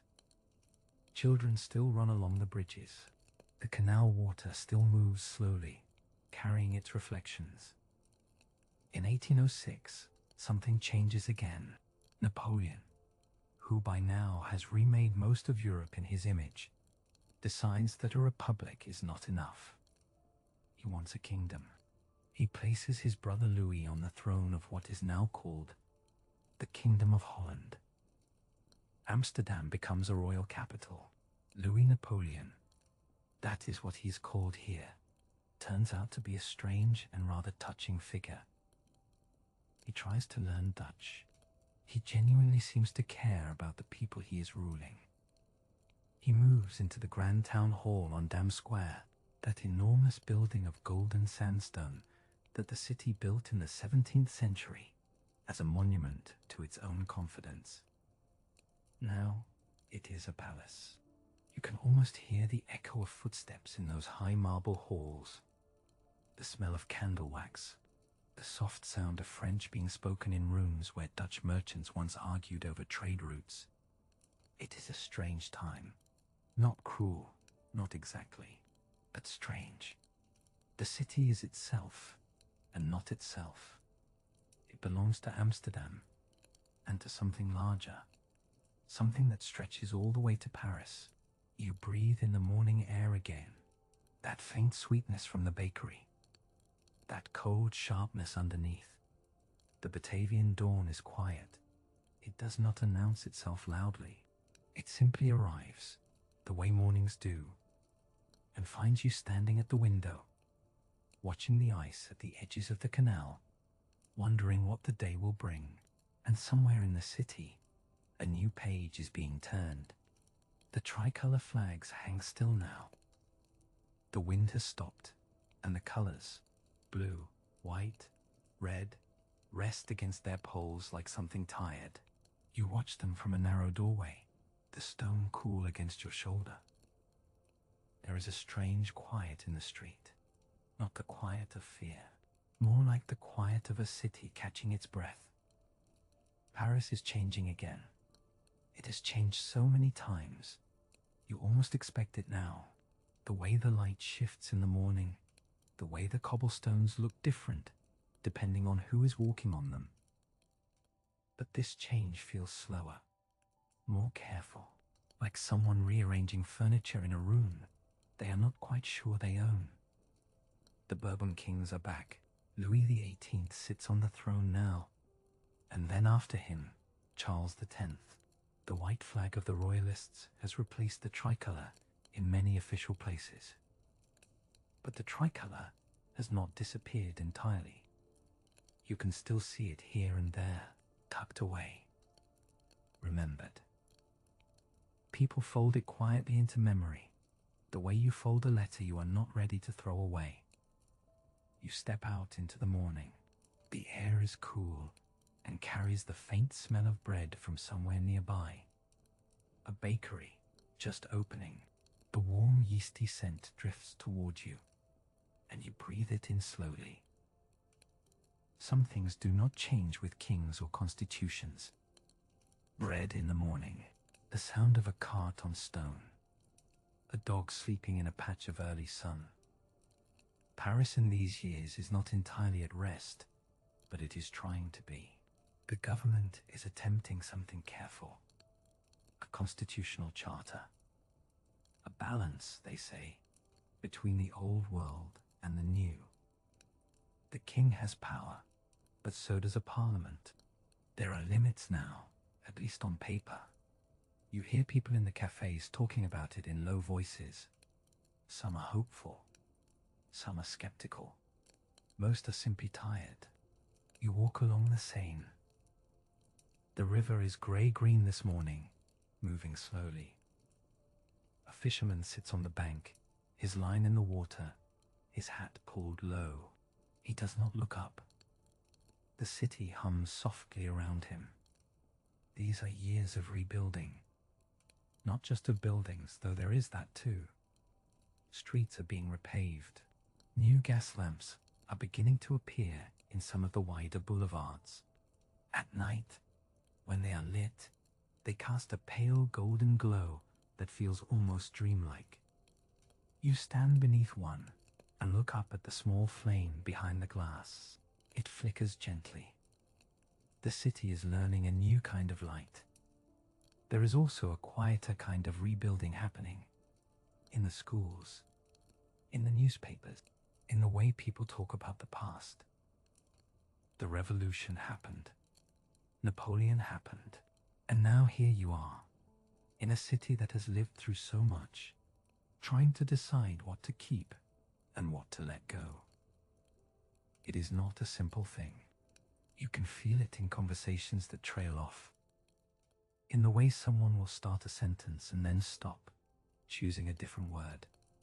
You sit down on a low wall near a small square. A woman is selling flowers from a basket. Pale roses, a few stems of lavender. You can smell the lavender from where you sit, soft and dry and calming. She arranges them slowly, without hurry. A child runs past, laughing at something you cannot see. Paris in the 1820s is a city of contradictions, but gentle ones. The salons are busy again. Writers and painters are gathering, talking about romanticism, about feeling, about the inner life. There is something in the air that wants to look inward after so many years of looking outward at war and revolution. You notice it in the paintings in the galleries, faces with more shadow, landscapes with more cloud. You think about the flags again. The white one flying officially. The tricolour folded away but not forgotten. Two ideas living in the same city, in the same streets, sometimes in the same person. The morning is fully here now. The sun has climbed above the rooftops, and the stone of the buildings has begun to warm. You press your hand flat against the wall beside you, and feel that warmth move into your palm. It is a small thing, but it is real. Paris has survived so much, and here it is again, in the morning light, going about its business. Bread baking, flowers being arranged, a river moving quietly through it all. You let out a slow breath. The city breathes with you. The sound reaches you before anything else. A low, rhythmic drumming. Metal on metal.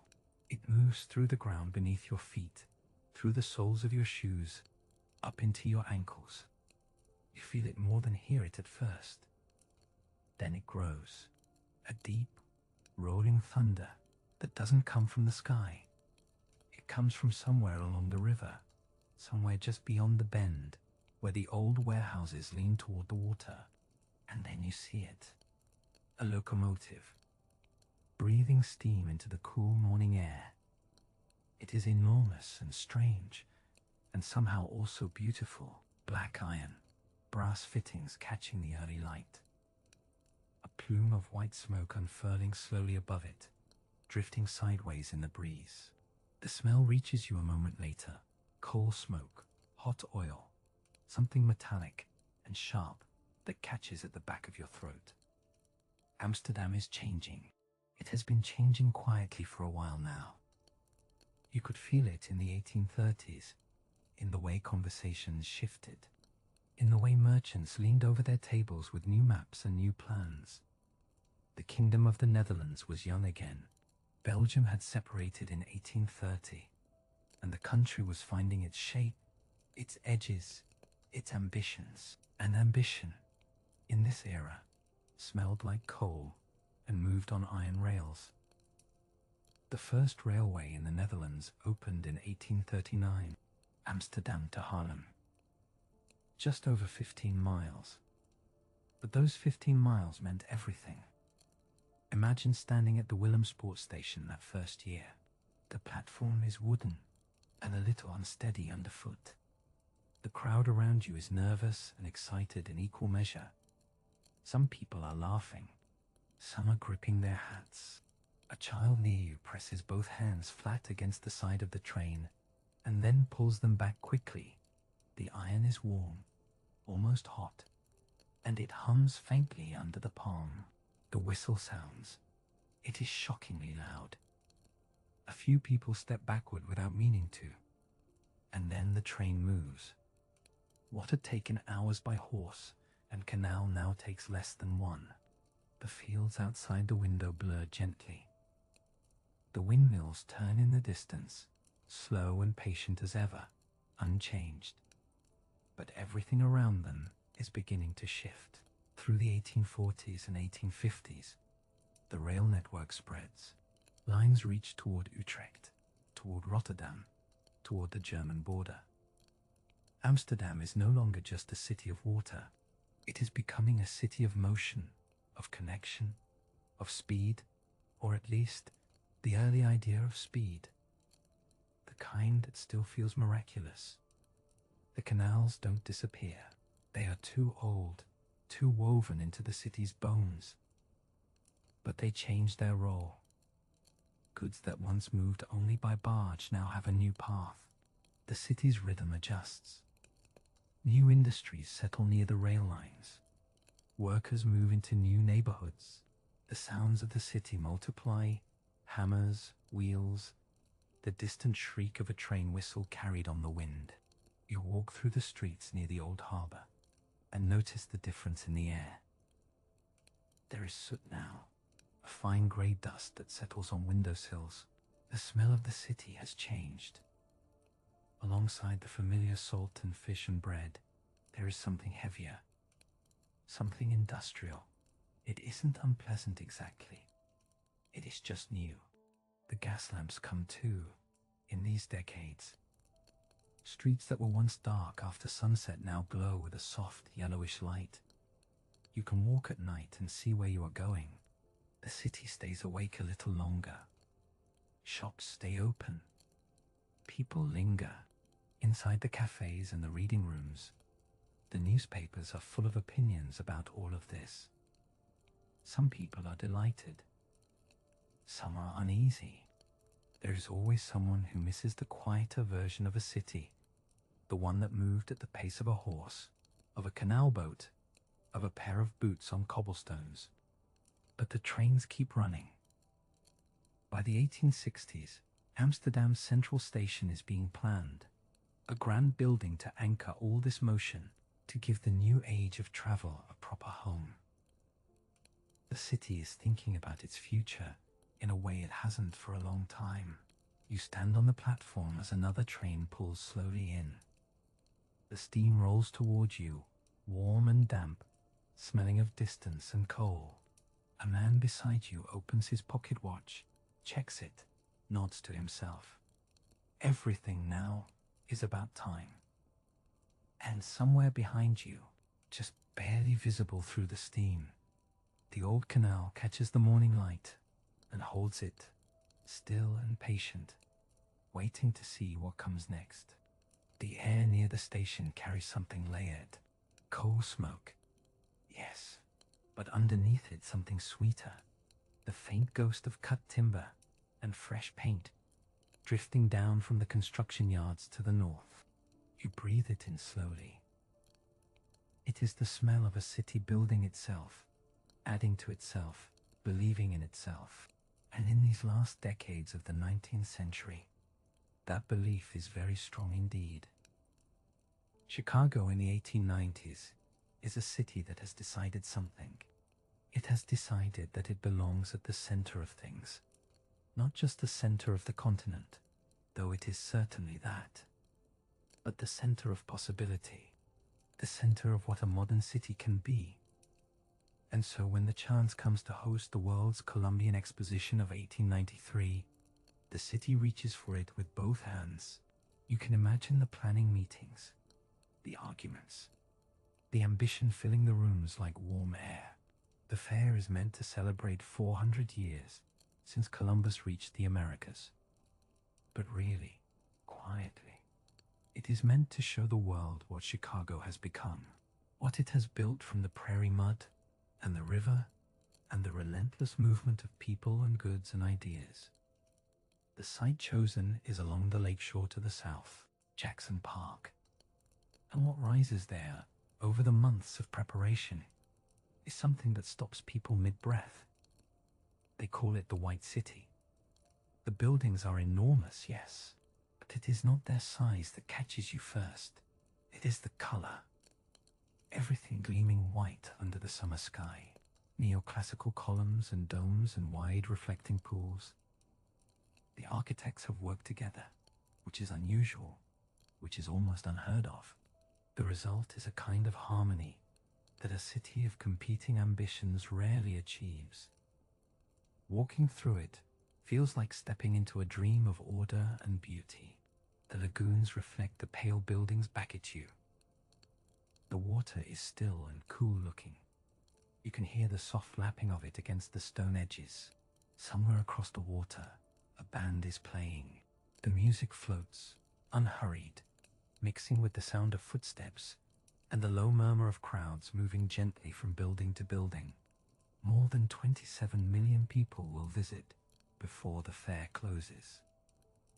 27 million. The city's population at the time is barely over 1 million. These visitors come from across the country, across the ocean. They arrive at those great train stations you heard settling into stillness just a moment ago. They step onto Chicago's streets carrying their bags and their wonder. Many of them have never seen electric lights before, not like this. The fairgrounds are lit at night, and the effect is something people struggle to describe afterward. The White City glowing after dark. The lagoons holding the light on their surface. It is the future made visible, just for a season. Inside the buildings, there are inventions and displays from around the world. You can smell something unfamiliar, a new kind of sweetness. Cracker Jack is sold here, juicy fruit gum. The hamburger, some say, makes an early American appearance at this fair. Small tastes of what everyday life is slowly becoming. But the fair is not only about the gleaming and the new. It sits inside a real city. And the real city in these years is complicated and crowded and alive with tension. Workers are pushing for better conditions. Neighborhoods are dense with recent arrivals from Europe, from the American South, from everywhere. A person might leave in search of something steadier. The streets around the fairgrounds tell a different story than the white columns do. That is the thing about this moment in Chicago's history. The confidence is real, the beauty is real, and the difficulty is real too. They exist together, the way they always do in a city that is genuinely alive. When the fair closes in October of 1893, the White City does not last. Fire takes much of it. The temporary materials were never meant to survive. What remains is something harder to see but more durable. A changed sense of what a city might aspire to. A changed sense of what Chicago, specifically, is capable of. The lakefront stays. The park stays. And the memory of those lit-up nights stays in the minds of everyone who walked those paths and looked across the still water and felt, for a moment, that something remarkable was possible. You let that feeling settle around you now, quiet and warm. The city outside is breathing slowly. The lake is dark and patient. And somewhere in the long story of this place, a band is still playing softly across the water. The banner cloth brushes against your hand as you pass beneath it, cool and slightly stiff, the way new fabric feels before it has been worn soft by weather. The paint is barely dry. You can smell it faintly, something sharp and mineral underneath the sweeter evening air. It is the turn of a new century, and Brussels knows it. The city has been building toward this moment for years. You can feel it in the streets themselves, in the smooth new paving stones beneath your feet, in the way the tram lines hum with a kind of quiet confidence. Brussels is prosperous. It is modern. It wants the world to see. The great exhibitions have helped with that. The one in 1897, out at Reborn, drew millions of visitors. People came from across Europe, from across the ocean, to walk through the pavilions and marvel at what Belgium had made of itself. A small country, yes, but an ambitious one. And now, in these early years of the 1900s, that ambition is still very much alive. You walk a little further down the boulevard. The evening is mild. Around you, people are dressed carefully, hats tilted just so, coat collars turned up against the faint autumn chill. There is a particular pleasure in being out at this hour, in this city, at this time. You can feel it in the easy pace of the crowd, in the way conversations drift toward you, and then away again, warm and unhurried. But what stops you, what makes you simply stand still for a moment, is the light. Electric light. It is still new enough to feel like a small miracle. The lamp posts along the avenue glow with a steady golden warmth that gas lamps never quite managed. Gaslight flickered. It breathed. Electric light simply stays, calm and constant. It turns the wet cobblestones into something almost beautiful, long reflections stretching away from you like pale ribbons on dark water. Brussels has been electrifying its streets gradually, carefully. The tram network runs on it now. The grand hotels have it in their lobbies. Some of the newer apartment buildings have wired their stairwells. And slowly, the city is beginning to look different at night. Less shadowy, more open.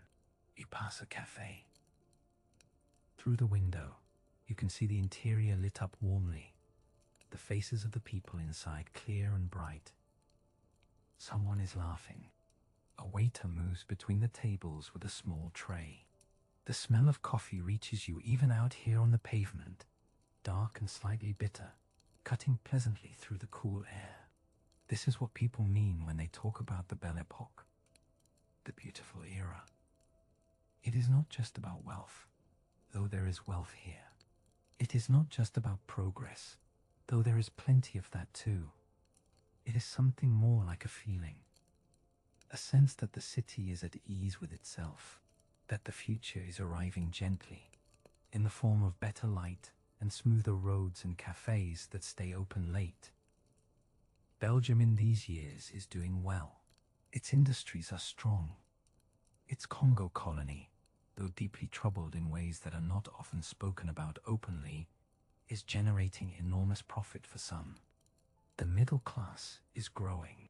Art Nouveau architecture, those extraordinary buildings with their curved lines and flowering ironwork, is still being built in the wealthier neighborhoods. Victor Horta's houses stand not far from here, their facades unlike anything else in Europe. And yet, even as you stand in the warm glow of the electric lamps, even as the city hums quietly around you, there's something else in the air. Something you cannot quite name. Europe in these years is a complicated place. The great powers are watching each other carefully. Alliances are being drawn and redrawn. Armies are being built up slowly, quietly, like pressure gathering behind a closed door. Belgium has a treaty. Its neutrality is guaranteed by the major powers of Europe: Britain, France, Prussia. Going back to 1839, the country has built its prosperity partly on that guarantee, on the understanding that it stands outside the great rivalries. It is a comfortable position, and Brussels, tonight, feels very comfortable indeed. You look up at the lamp above you. The light is steady. The glass is slightly warm if you hold your hand near it. Not hot, just warm. A gentle heat. The kind that asks nothing of you. The banner above the entrance to the exhibition hall stirs again in the evening breeze. The paint smell drifts past you one more time. Somewhere nearby, a clock begins to chime the hour. There is something about the taste of late evening coffee that stays with you. Bitter. A little burnt at the edges. The kind poured from a pot that has been sitting too long on the stove. You lift the small ceramic cup and drink it anyway. It is warm. That is enough. Vienna in the years between the wars has this quality about it. Things that are a little worn, a little past their best, and yet still somehow comforting. The grand cafes are still open. The newspapers are still spread across the marble tables. Men and women still sit for hours over a single cup, reading, arguing softly, watching the street outside. You set your cup down and listen. The tram has passed. The brass rail you touched a moment ago has gone with it, cooling into the dark. Now the street is quieter. A pair of shoes clicks along the pavement, somewhere out of sight. A window closes above you. The city breathes slowly, the way it always has, though something underneath that breath has changed. Vienna is smaller now than it was, not in its streets or its buildings, but in its sense of itself. The empire is gone. What remains is a republic, young and uncertain. A great capital city sitting at the center of a country that is, in truth, quite small. The palaces are still here. The opera house is still here. But the world they were built for has dissolved like sugar in warm water, quietly, completely. The social changes of these years are real and felt in ordinary ways. Women move through the city with a different kind of confidence now. They work in offices, in shops, in studios. They sit alone at cafe tables without apology. The old rules have loosened, not entirely, not for everyone, but enough that you notice. You smell the evening air coming through the open door. It carries coal smoke and something floral, a window box of late geraniums somewhere above the street. These small beauties persist. People tend their flowers even when the newspapers on the cafe tables carry troubling headlines. And the headlines are troubling. You do not need to read them closely to feel it. There is an argument happening across Europe, a long and complicated argument about what nations are, about who belongs, And who does not? About old wounds and new anger. Vienna sits at the middle of it, as it always has. A city that has always been many things at once. In the working class districts, the city has built something remarkable. Great housing blocks, red and solid, with courtyards and laundries and libraries inside them. The Karl Marx Hof stretches along its street like a small city within the city. Children play in the courtyards. Families have running water, proper kitchens, space to breathe. It is not perfect, but it is real, and it is new, and it matters. You run your hand along the edge of the cafe table. The marble is cool and smooth, slightly damp from where someone wiped it earlier. This surface has held 1,000 cups, 1,000 conversations, some of them hopeful, some of them afraid. The music still plays here, not the grand waltzes of the ballrooms, though those still exist too, but something jazzier now, something that came from America and found its way into the smaller rooms, the basement clubs, the late-night places where young people dance close together and try not to think about what is coming. Because something is coming. You can feel it the way you feel a change in weather before the clouds arrive. The air has a particular stillness. The conversations at the tables around you are a little careful, a little watchful. People are choosing their words. But tonight, in this moment, the coffee cup is empty and warm in your hands. The lamp above the door throws a soft yellow circle onto the pavement. A cat crosses the street without hurrying. Somewhere, a piano plays something slow and gentle, just a few notes, then stops. Vienna has always known how to hold beauty and unease in the same hand. It has done it for centuries. It is doing it now. In these quiet years between one catastrophe and whatever comes next, you breathe out slowly. The city breathes with you. The night is cool and still and full of things unsaid. But for now, the cup is warm, the lamp is lit, and the street outside is peaceful. That is where you rest, right here, in the in-between. In the soft and uncertain calm of a city that has survived so much, and is, for this one quiet evening, simply alive. You notice the light first. It is different now. Something has changed in the way Paris looks at itself. The neon signs that once flickered pink and amber over the cafe windows, they are dimmer tonight. Some are dark entirely. The glass still holds their ghost, a faint reflection of what used to glow there, but the warmth has gone out of it. You are sitting near the window of a small cafe on the left bank. The chair beneath you is wooden, worn smooth by years of other people sitting just like this, watching the street. The table in front of you is half empty. A cup, a saucer. The ring left by a glass that someone carried away not long ago.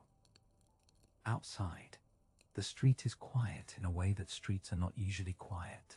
It is the summer of 1940, and Paris has fallen. The German army entered the city in June. There was no battle in the streets, no fire, no rubble. The city was declared open, undefended, to spare it from destruction. And so the soldiers came in, and the flags came with them. Long red banners hung from the buildings on the Champs-Élysées. The swastika appeared on the Eiffel Tower, on the Arc de Triomphe, on the facade of the Hôtel de Ville. You can still picture it, even sitting here now, weeks later. The image does not leave easily. The cafe around you is not empty, but it feels thin. A few people at other tables. A man reading a newspaper with careful, unhurried hands. A woman stirring coffee she has not yet tasted. Everyone is present, but everyone is also somewhere else, somewhere inside themselves, somewhere the occupation has not yet reached.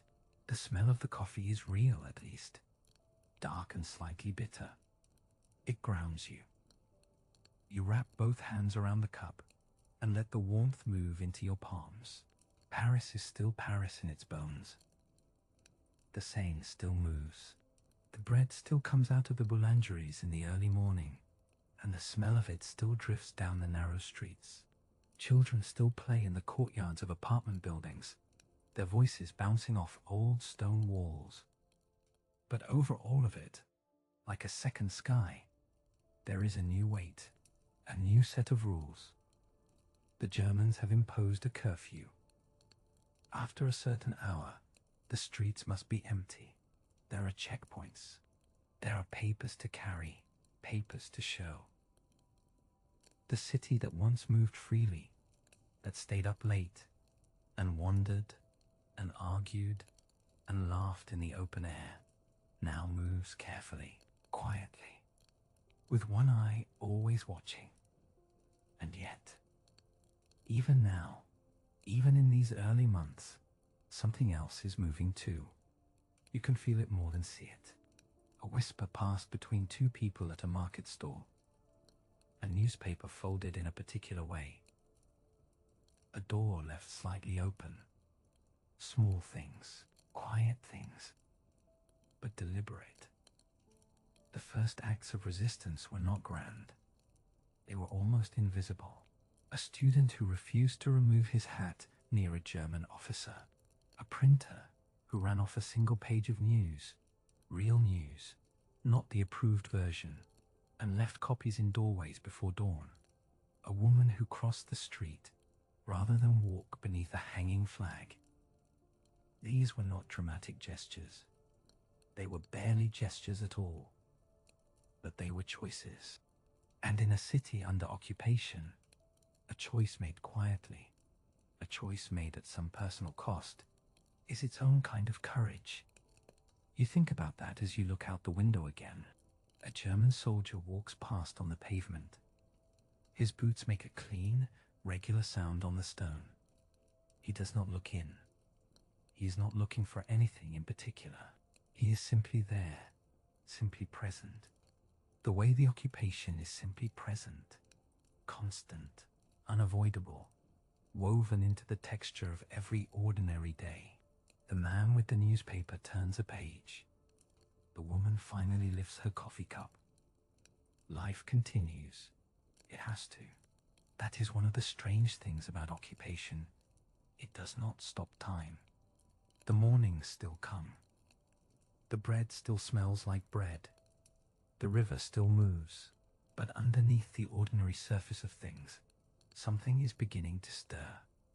Slowly, carefully, the way a root moves through stone, not with force, but with patience, with persistence. You sit with your cup. The cafe is warm. Outside, the street holds its breath.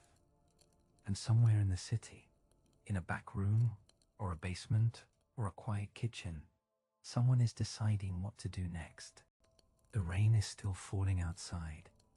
You can hear it, a soft, uneven tapping against the glass behind that heavy curtain. It is the kind of sound that might have been comforting once. Rain on a window, a reason to stay inside, a reason to feel safe. But safety is a different thing now in Amsterdam. The year is moving through the early 1940s, and the city has changed in ways that are hard to put into words. You feel it more than you see it. A kind of tightening, a held breath that never quite releases. The German occupation came in May of 1940. It did not arrive with fire. It arrived quietly, the way cold arrives, slowly, then all at once. And now, a few years on, the weight of it has settled into every street, every canal, every ordinary morning.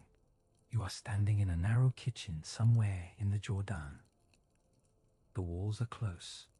The ceiling is low. There is a smell of damp wool and something faintly burnt, the last of the cooking fat used too many times. The stove is small.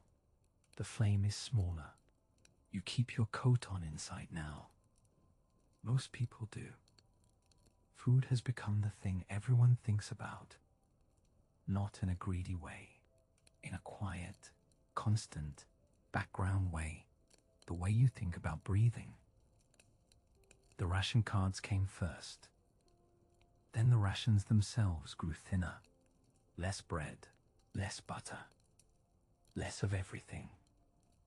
You learn to make a meal out of almost nothing. Tulip bulbs, later. Beet pulp. Sugar beets boiled until they give up something sweet and faintly earthy. You eat what you can find. But hunger is not the only weight. Amsterdam's Jewish community, one of the oldest and most woven in all of Europe, is being systematically torn away. The yellow star, the curfews, the lists. The deportations that began in 1942, people taken from their homes, from the streets, from their hiding places, families who had lived in this city for generations. Gone. You may have heard the footsteps on the stairs in the night, or you may have heard nothing, which is somehow worse. The silence where a neighbor used to be. Some people hid. In attics, in back rooms, behind false walls. The city itself became a kind of shelter, honeycombed with quiet acts of courage. Ordinary people, a baker, a school teacher, a canal-side printer, choosing to take enormous risks for someone else's life, not because they were heroes in the storybook sense, but because they could not do otherwise and still live with themselves. You think about what it costs to do the right thing when the right thing is dangerous. It is a question that has no easy answer. It never did. The winter of 1944 into 1945, the hunger winter is the hardest. A railway strike, called in support of the Allied advance, leads to a German blockade of food supplies to the western Netherlands. The canals freeze. The city goes still. People burn their furniture to stay warm. They walk miles into the countryside looking for anything to eat. Thousands die from cold, from starvation, from the slow collapse of a body pushed past its limit. And yet, you find, even here, even in this, small moments of stubborn human warmth, a cup of something hot shared between two people who have almost nothing. A child drawing on the back of a piece of paper because drawing is free. A song hummed quietly behind a closed door. People holding on to each other in the dark. Amsterdam has always been a city that knows how to survive. It was built on impossible ground, after all. Driven into soft earth on wooden piles. Made to float. Made to last. The war will end. The liberation will come in May of 1945.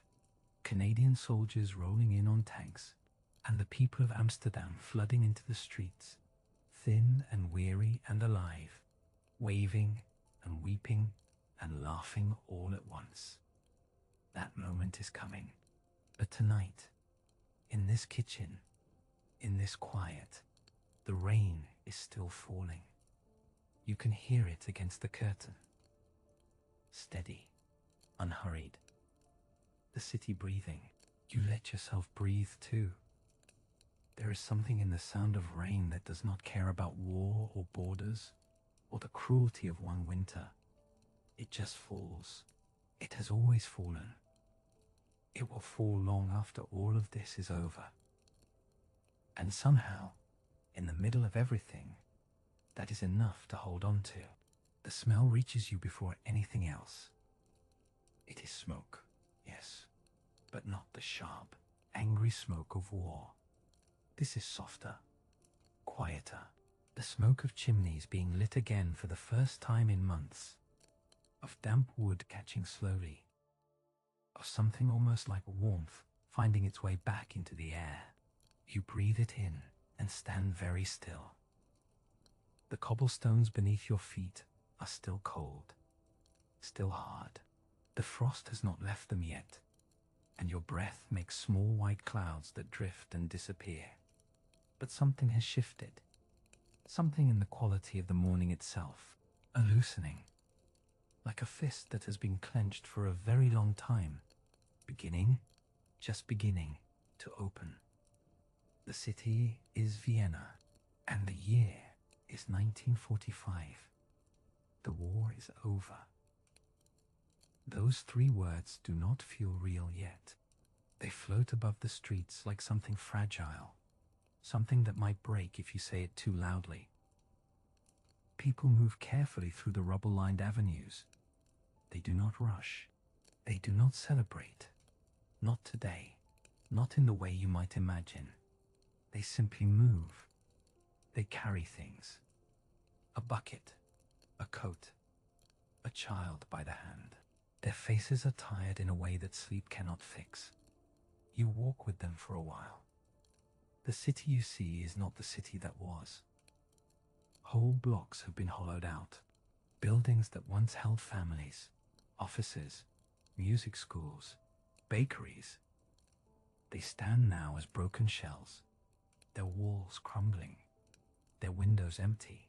The Ringstrasse, that great curved boulevard that was once the pride of the Habsburg Empire, is scarred and dusty. The Opera House, the beloved Staatsoper, has been gutted by fire. Only its outer walls remain, like a beautiful face that has lost its expression. And yet, you notice a woman sweeping her front step. The step is cracked, the broom is old, but she sweeps it carefully, slowly, as if this small act of tidying means something important, as if it is a kind of statement. You notice a man repairing a window frame with a piece of wood that does not quite fit. He taps it gently, adjusts it, taps again. He is patient. He is not in a hurry. You notice two children sitting on a pile of bricks, sharing something small, a piece of bread, perhaps, or something sweet. Those sweet things are rare.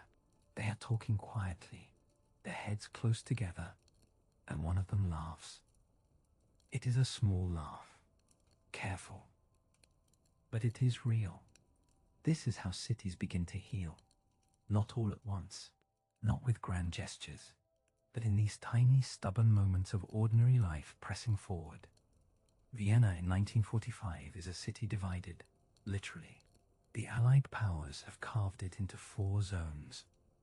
American soldiers patrol one quarter, British soldiers another, French and Soviet. The city sits at the center of a new kind of tension, a new kind of uncertainty. You can feel it in the way people lower their voices when they pass certain checkpoints, in the way eyes flick sideways at uniforms. But underneath all of that, something else is stirring. In 1948, a plan begins to arrive, slowly at first, then more steadily. It comes from across the ocean. It comes in the form of money, materials, technical support. The Marshall Plan, as it will come to be called, begins to move through the broken economies of Western Europe like water finding its way through dry ground. It does not fix everything. It does not erase what happened. But it opens something. A door. A possibility. You can almost smell it. That shift in possibility. It is there in the faint scent of fresh plaster as walls are repaired. In the sawdust that drifts from a carpenter's workshop on a side street. In the bread. Real bread. More of it now. Warming in a bakery that has finally reopened its doors. A woman steps out of that bakery and holds the door open for you. The warmth from inside touches your face. It is gentle. It is almost nothing. But after so much cold, almost nothing feels like everything. You step inside for just a moment. The smell of bread wraps around you like something you had forgotten you missed. Outside, the city continues its slow, quiet work of becoming itself again. And somewhere in the distance, faint, uncertain, but unmistakably there, you think you hear the sound of someone playing a piano. The notes are hesitant at first. Testing. as if the music itself is remembering how to move. You hold your breath and listen. The mortar is still faintly warm beneath your fingertips. You press your palm flat against the new brick, and there is something almost alive in it. The heat of the day stored inside, slowly releasing into the evening air. The wall is solid. It is real. After so many years of rubble and gap-toothed streets, that solidity means something. You let your hand rest there a moment longer than you need to. This is Vienna in the years after the occupation ended. The city is rebuilding itself carefully and deliberately, the way a person might after a long illness, testing each step, checking the ground before putting weight on it. And the ground, for many people, is housing. The city has always believed in building homes for its workers. That tradition goes back decades to the great red brick blocks of the 1920s, those enormous communal buildings with their courtyards and laundries and small libraries tucked inside. That idea never fully disappeared.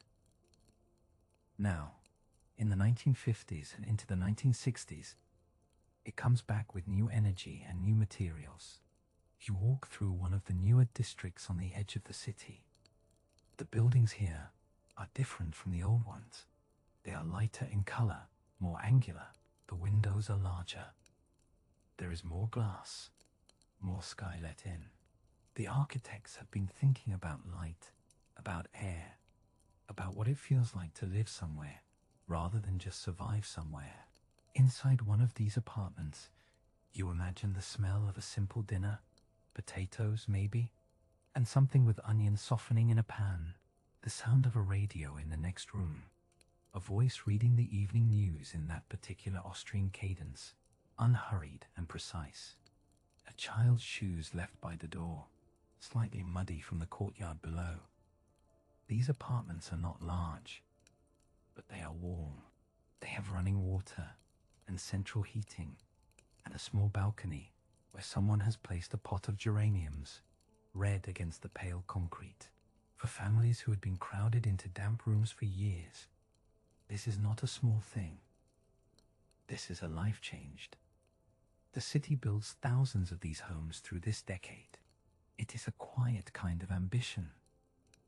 Not the ambition of monuments or grand gestures, but the ambition of enough space, enough warmth, enough dignity to come home to at the end of a day. But outside these new walls, something else is stirring. You notice it first in small things.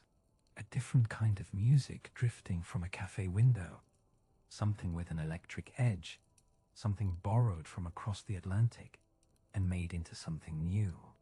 A group of young people sitting on a low wall in the evening, not doing very much at all, just being together in a way that feels slightly different from how their parents sat together. Vienna's young people in the late 1950s and early 1960s are growing up in a city that has been shaped almost entirely by what came before them: the war, the occupation, the rebuilding. They carry none of that weight in their own memories, and so they look at the world with different eyes. They are curious about things that were not talked about in school, about what happened here, and why, and who was responsible. They are curious about the world beyond Austria's borders. They read things. They argue in coffee houses until the chairs are stacked around them, and the last waiter is waiting patiently by the door. It is not yet a movement, not yet loud, but there is a restlessness in it, a gentle but persistent questioning, like a finger pressing against a wall to see if it is truly solid. You sit for a moment on a bench near one of the new housing blocks. The evening has cooled. The geraniums on the balconies are just dark shapes now against the pale walls. Somewhere nearby, a tram passes. That familiar sound, metal on metal, fading into the distance. The city around you is two things at once. It is a place of careful provision, of walls built to shelter and protect, of a society trying to take care of its people in practical, concrete ways. And it is also a place where the people inside those walls are beginning to ask what else there might be, what else they might want, what else they might become. The mortar has cooled completely now. The wall holds. But somewhere in the quiet of this evening, a question is being formed. Not asked yet, just held, the way you might hold a smooth stone in your pocket, turning it slowly with your fingers, feeling its weight. The taste of rain is in the air before the first drop falls. You notice it? That soft mineral sharpness on your lips? The way the sky seems to breathe out just before it opens.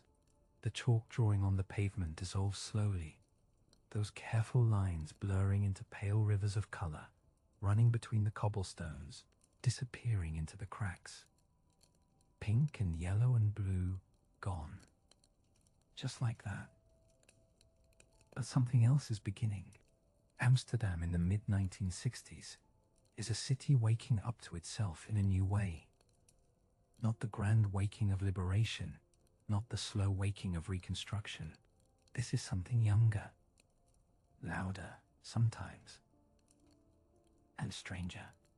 You walk through the spree on a quiet afternoon, and you notice a small group gathered near the statue of the Leverjay, the little rascal, the bronze boy with his arms slightly raised, his chin tilted up. He has been standing here for a few years now, donated by a tobacco company. And that detail matters to some people. A cigarette company's gift to the city, a symbol of addiction dressed up as innocence. The group around him is not large. Maybe a dozen people, maybe fewer. They are young. Some are barefoot on the damp stone. One of them is reading something aloud, but you are too far away to hear the words. Another is lighting something, a small fire, a piece of paper, a gesture. The smoke rises thin and white into the grey afternoon air. These are the Provos. The name comes from provocation. That is the point. Not violence. They are clear about that, or at least they try to be. But disruption. Playfulness with a sharp edge. They want to poke at the comfortable surface of Dutch society and see what is underneath. You smell the smoke from whatever they are burning. It mixes with the damp wool of someone's coat nearby, and the faint sweetness of stroopwafels from a cart at the edge of the square. The city layers its smells like that, ordinary and extraordinary sitting right next to each other. The Provos publish small pamphlets called Provo magazine. They are full of ideas, some practical, some wild, some both. One of their most famous proposals is the white bicycle plan. The idea is simple. The city should provide free white bicycles for everyone to use. No ownership. No locks. Just pick one up, ride it where you need to go. Leave it for the next person. A city without traffic. A city that breathes. The authorities do not love this idea. The first white bicycles are confiscated almost immediately. Unlocked bicycles, they say, are a public nuisance. But the image sticks. The idea travels. People talk about it in other cities, other countries. A small group of barefoot young people in Amsterdam have planted something in the imagination of the world. You sit for a moment on a low wall near the canal. The rain has softened to a mist now, and the water beside you is perfectly still. A bicycle leans against a bridge railing, its handlebars slightly rusted. You wonder, for just a moment, if someone left it there on purpose. The years between 1965 and 1975 are restless ones in Amsterdam. The Provost themselves dissolved by 1967. They vote themselves out of existence at a meeting, which feels very much like something they would do. But the energy does not disappear. It changes shape. Squatters begin moving into empty buildings across the city. Amsterdam has a housing shortage, and there are properties sitting unused, locked up, waiting for developers or investors, or simply waiting. Young people, families, artists, they break the locks and move in. They paint the walls. They hang curtains. They make homes out of neglect. The city does not always welcome this. There are confrontations. There is tension. But there is also, quietly, a negotiation happening between the old Amsterdam and the new one, between order and imagination, between what the city has been and what it might become. You feel the mist settle on your hands as you sit by the canal. It is cool and light, barely there. A tram passes somewhere behind you. Its bell, a single soft note.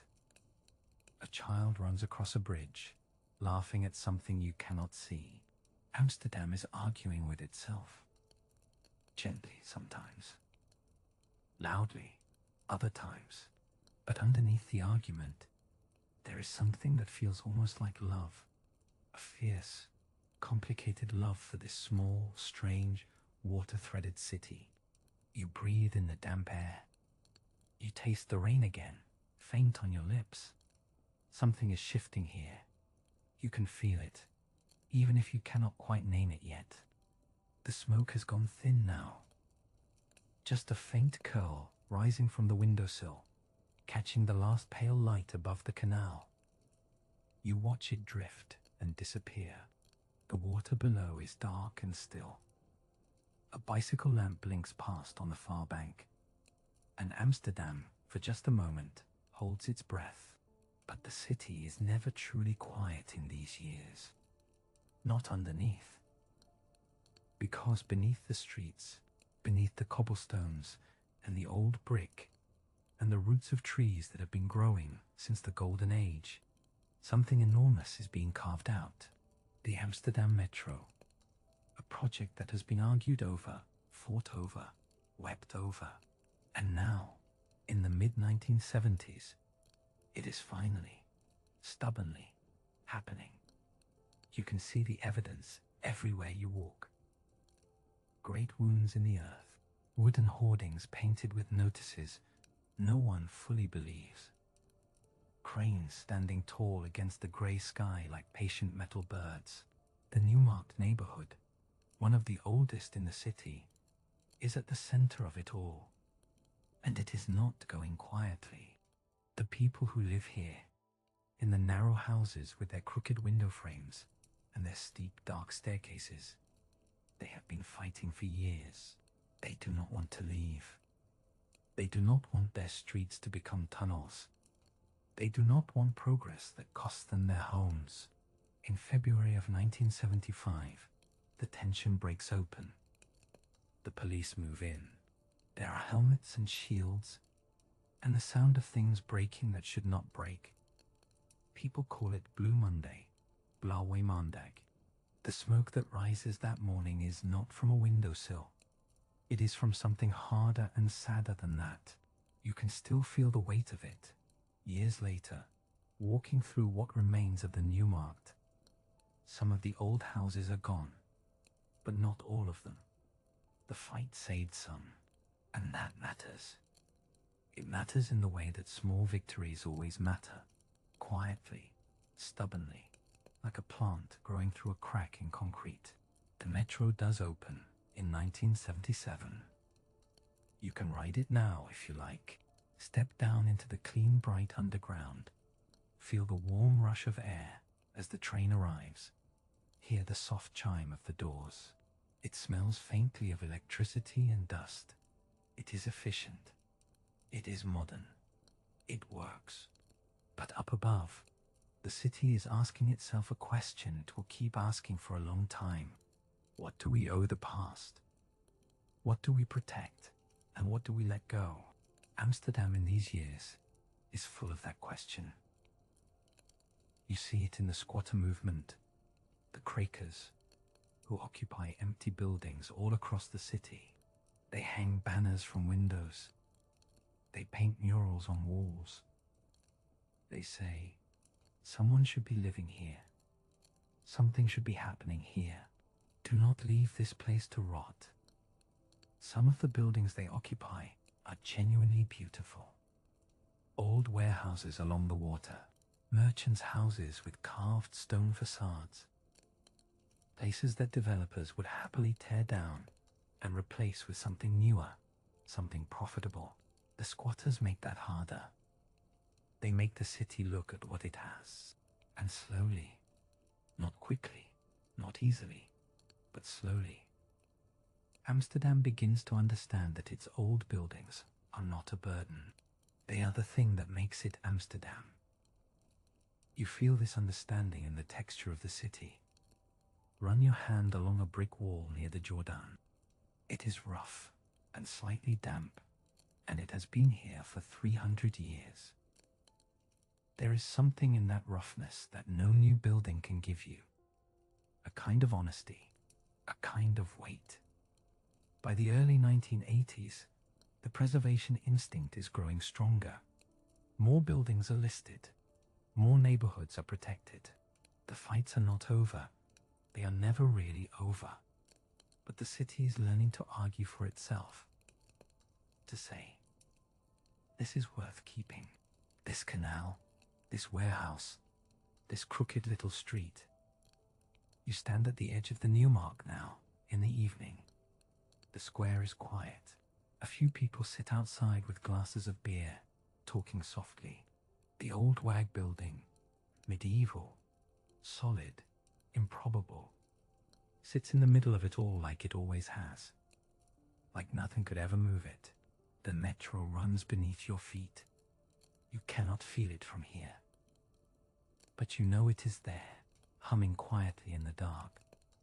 Above and below, old and new. The city holds both. The way it has always held things. Not perfectly, not without cost, but with a kind of worn, patient grace. You breathe out slowly. The evening settles around you like something soft. You hear it before you see it. A low, rhythmic clanging drifts across the water. Metal on metal. Somewhere out there, a crane is turning. You can hear the groan of it, slow and heavy, like something waking up after a very long sleep. You are standing near the river.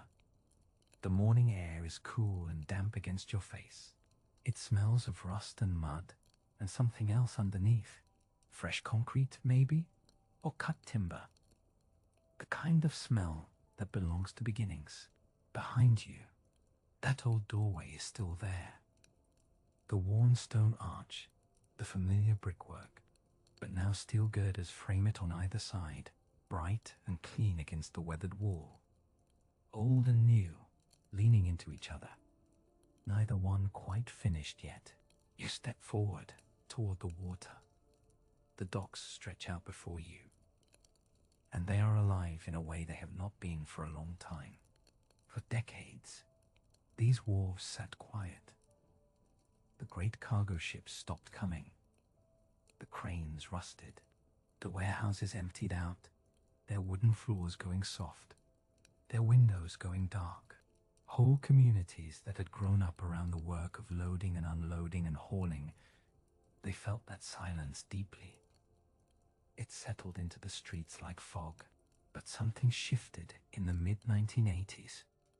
Slowly at first. Then with more certainty. Money began to move. Plans were drawn, and the docks, these wide open spaces so close to the city center, began to look less like a wound and more like a possibility. You walk along the edge of the quay. The stone beneath your feet is uneven, worn smooth in some places, cracked and patchy in others. Workers in high-visibility jackets move past you, carrying things, talking in low voices, pointing at plans rolled under their arms. There is a purposeful energy here. Not frantic, just steady and forward-leaning. New buildings are rising. You can see the scaffolding laced up the sides of them, pale against the grey sky. Some of the old warehouse shells are being kept, their brick facades preserved, their interiors gutted and remade. Glass is going in where wooden shutters used to be. Light is being let in. This is part of something larger, you understand. Something happening not just here, but across the continent. Europe is drawing closer together in these years. Trade agreements, open borders, shared ambitions. Cities are competing for investment, for prestige, for a place in the new European story. And the docks, these old working edges of the city, are being reimagined as places where that story might unfold. You pause near a low wall and look out at the water. It is grey-green this morning, moving gently. A small boat putters past, leaving a thin white line behind it. A gull calls once, then goes quiet. You think about the people who worked here before, the ones who knew every plank of every pier, who could read the tides without thinking, who carried the weight of the city's trade on their shoulders, day after day. They are not here now, most of them. The work changed, the world changed, and the docks changed with it.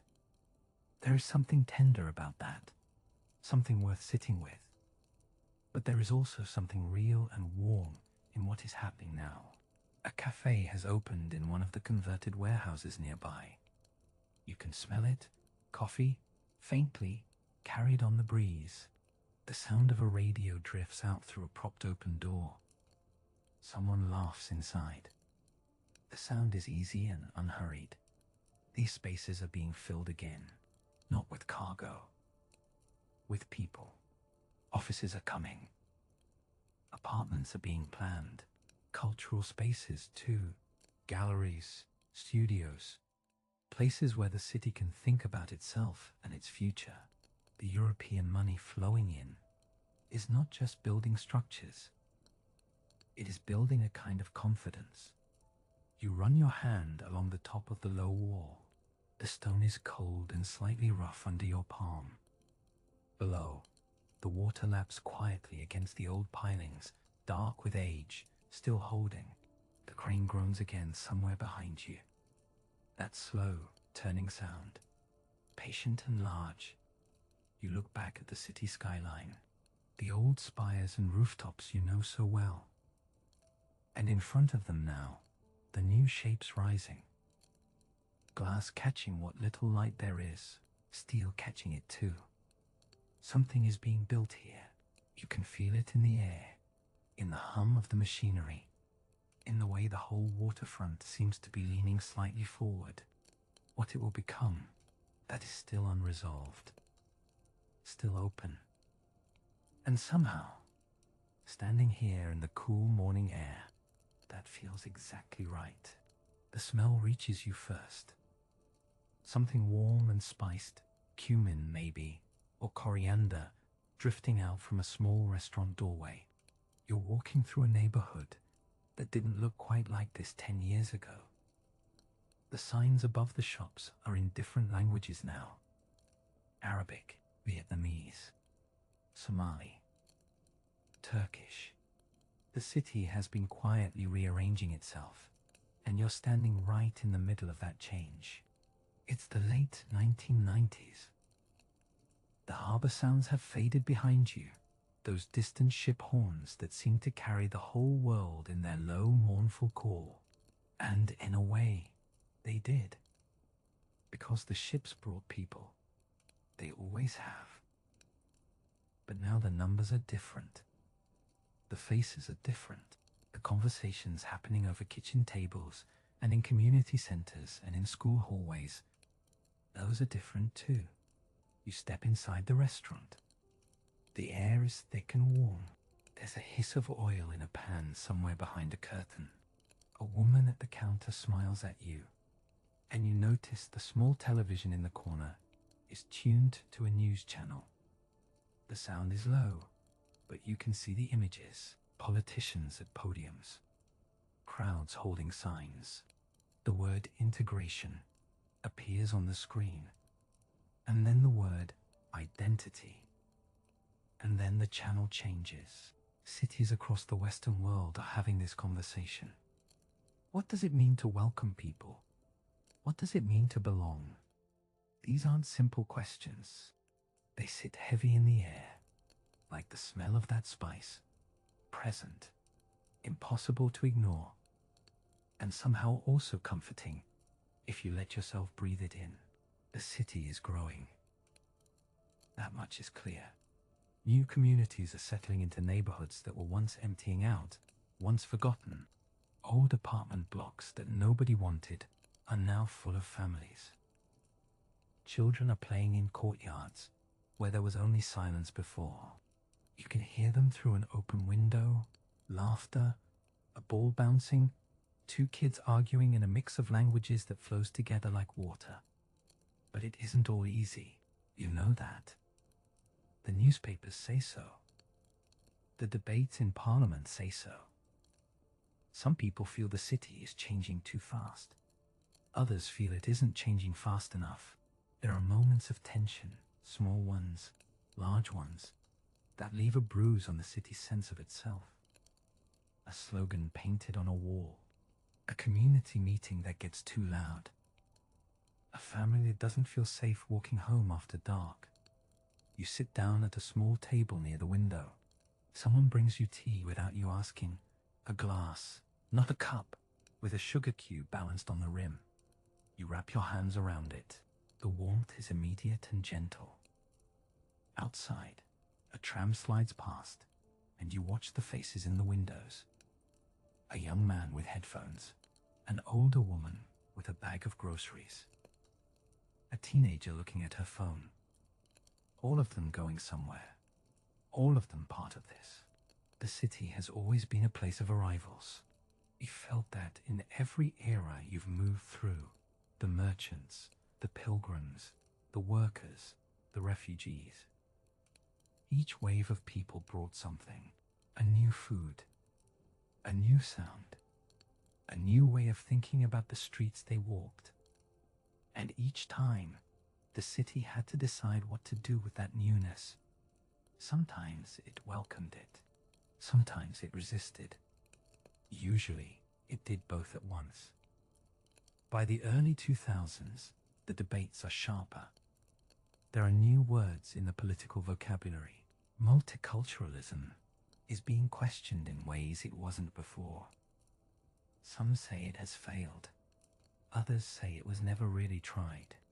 You listen to these arguments, and you think about the woman at the counter, the children in the courtyard, the glass of tea still warm in your hands. You think about how complicated it is to turn a policy into a life. How a word like integration means something very different depending on which side of it you're standing on. The sugar cube dissolves slowly. You watch it go. The tea gets a little sweeter with each sip. Outside, the evening is settling in. The street lamps are flickering on one by one. A man locks up a shop, a fabric shop, bolts of bright cloth visible through the glass. He pulls down the shutter and nods to a neighbor passing by. The neighbor nods back. It's a small thing. It takes less than a second, but you notice it, and it stays with you. The city is still figuring itself out. It probably always will be, and somehow, in the quiet of that small exchange, that tiny nod between two people on an ordinary evening, you feel something settle, not resolved, but resting, breathing, still here. The air has cooled just enough that you can feel it on the backs of your hands. That particular kind of autumn coolness, not cold yet, just present, like the city itself is taking a slow breath in. The smoke from the street grills is still rising, thin and pale, drifting upward into that clear sky. And you stand there for a moment, hands in your pockets, feeling the slight roughness of the fabric against your fingers, watching the smoke disappear into nothing. Something is shifting. You can feel it before you can name it. It is around 2005, and the city is moving fast. Construction cranes still mark the skyline. New glass buildings catch the morning light. Coffee shops are opening on streets that were quiet just a few years ago. There is money moving through the city. You can feel it in the pace of people walking, in the way conversations happen quickly, in the new restaurants with their warm amber lighting and their long waiting lists. But underneath all of that, something else is stirring too. You notice it first in small things. A shop that was busy last spring sits dark now. A handwritten sign in the window. A building project that was supposed to finish by summer stands half done. Scaffolding rusting gently at the edges. People talk a little more carefully. They pause before they spend. The city is still moving, but the rhythm has changed. It is slightly slower, slightly more careful. By 2008, the change is impossible to miss. The global financial crisis arrives like a cold front. Not a sudden storm, but a slow drop in temperature that you feel in your bones before you see it in the sky. Credit tightens. Businesses close. The construction cranes go quiet one by one. There is a particular sound that an idle crane makes, or rather, the absence of sound. And once you notice it, you cannot stop noticing it. Unemployment rises. Families feel the pressure in their kitchens, in their conversations, in the way they plan their weeks. The city that had been moving so confidently forward finds itself standing still, looking around, wondering what comes next. And here is the thing about stillness. It creates space. When the expensive restaurants empty out, the side streets fill up with something else.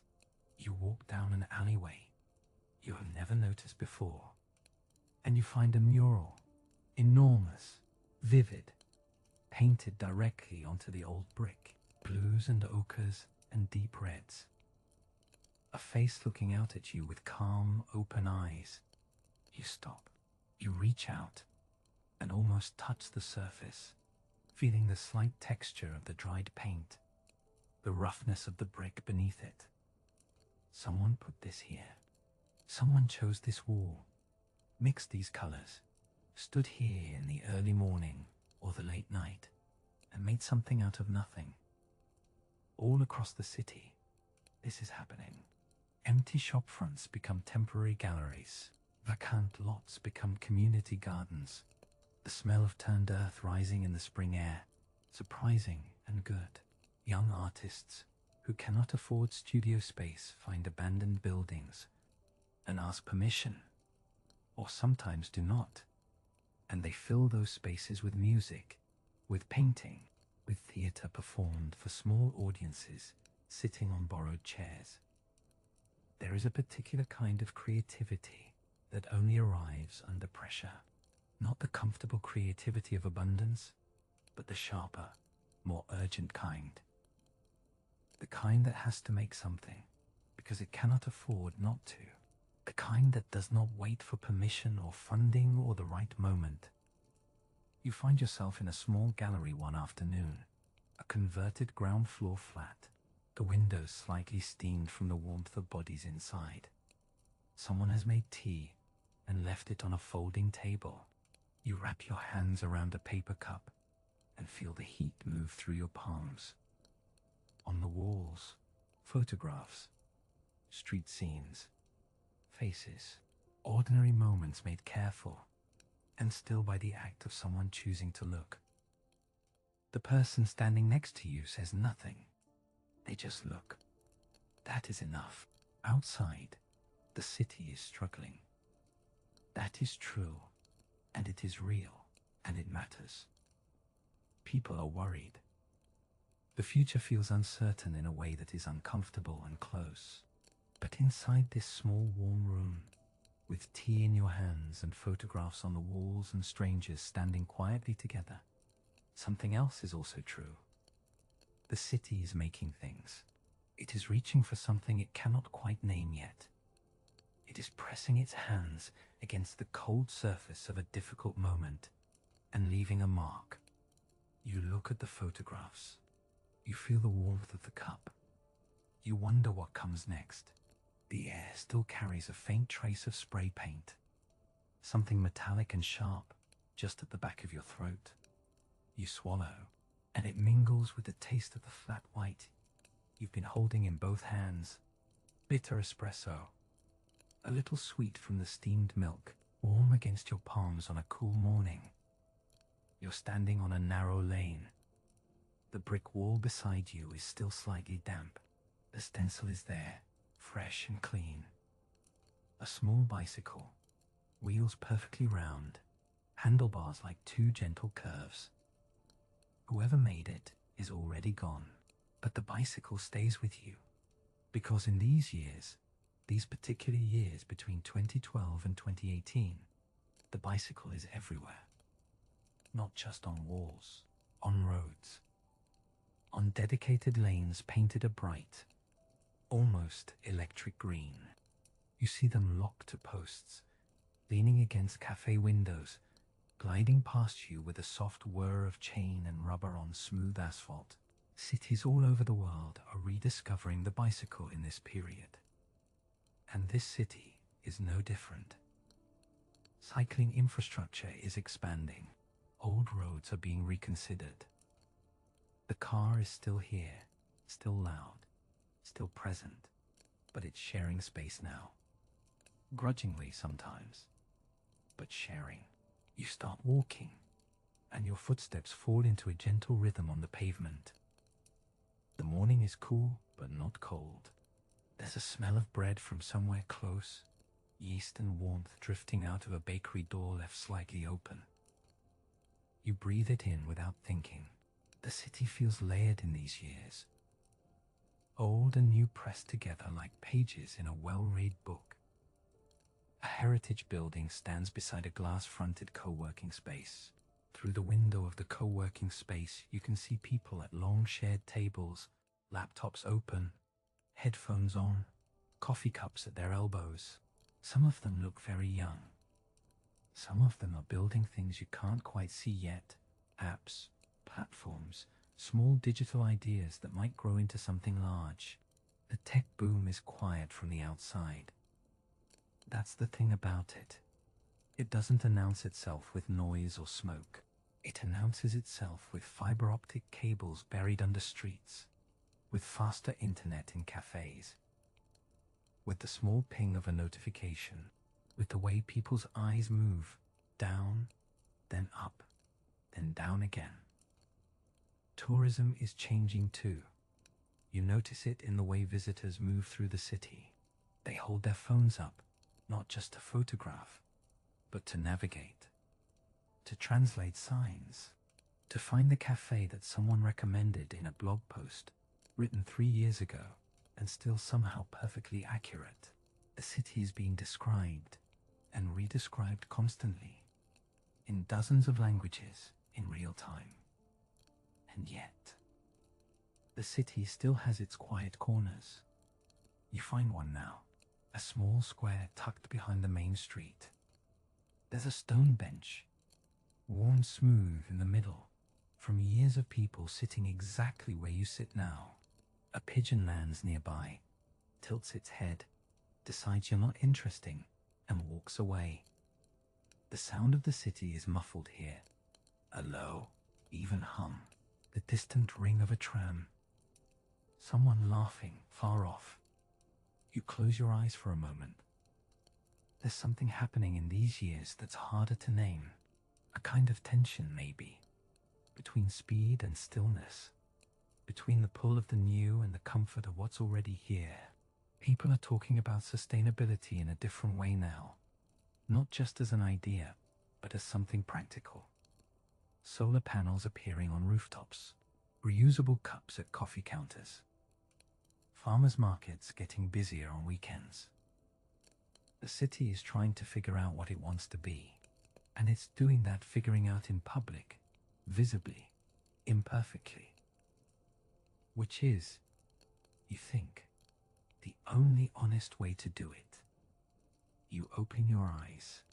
The light has shifted slightly. The morning is moving on. A cyclist passes the entrance to the square. Quick, quiet, gone before you've quite registered them. Just the soft sound of wheels, and then nothing. You look back at your coffee cup. Nearly empty now. Just a dark ring at the bottom, the last of the warmth fading from the ceramic against your fingers. The city hums on around you, layered and searching and alive. Somewhere, that stenciled bicycle is already drying completely into the brick, becoming part of the wall, part of the street, part of the story that keeps writing itself, one quiet moment at a time. You breathe out slowly, and the morning holds you, gently, right where you are. You notice it first with your eyes. The colors are almost too bright. The tulips arranged in neat rows outside the flower stalls along the single. The bicycles painted in cheerful reds and yellows, leaning against every railing. The canal water catching the morning light in long, golden ribbons. Amsterdam looks, from a certain angle, like a postcard of itself. And that is exactly the problem.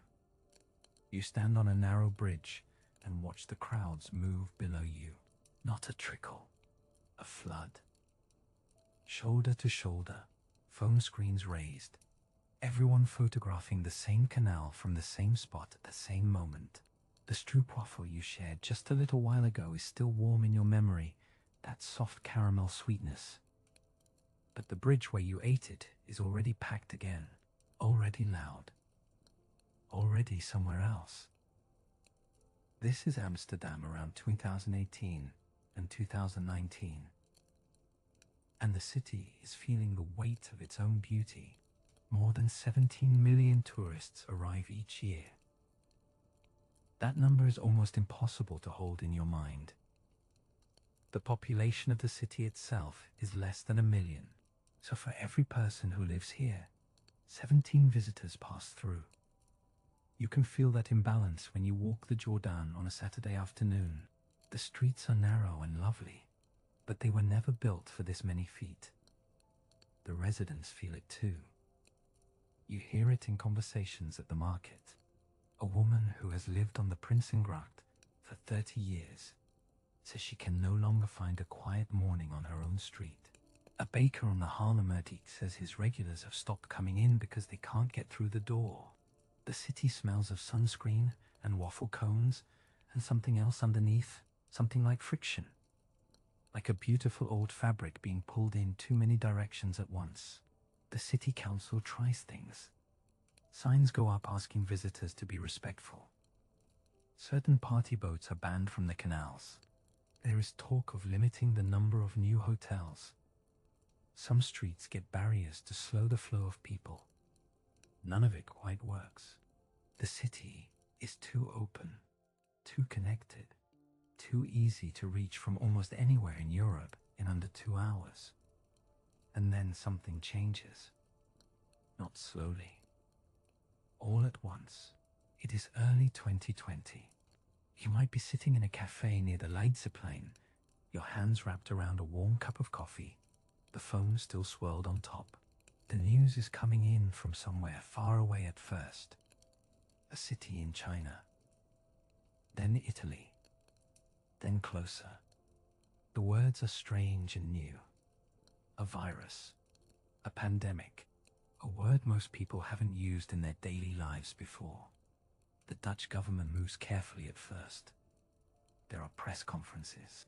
There is a man named Mark Rutte, the Prime Minister, speaking in a calm, measured voice on television. He asks people to wash their hands, to keep their distance, to stay home if they feel unwell. But the virus moves faster than the words. By March 2020, Amsterdam goes quiet in a way it hasn't been in living memory. The airport at Schiphol, which normally hums and roars around the clock, falls almost silent. The planes stop coming. The tourists stop coming. The streets, those same streets that were so overwhelmed just months before, empty out almost overnight.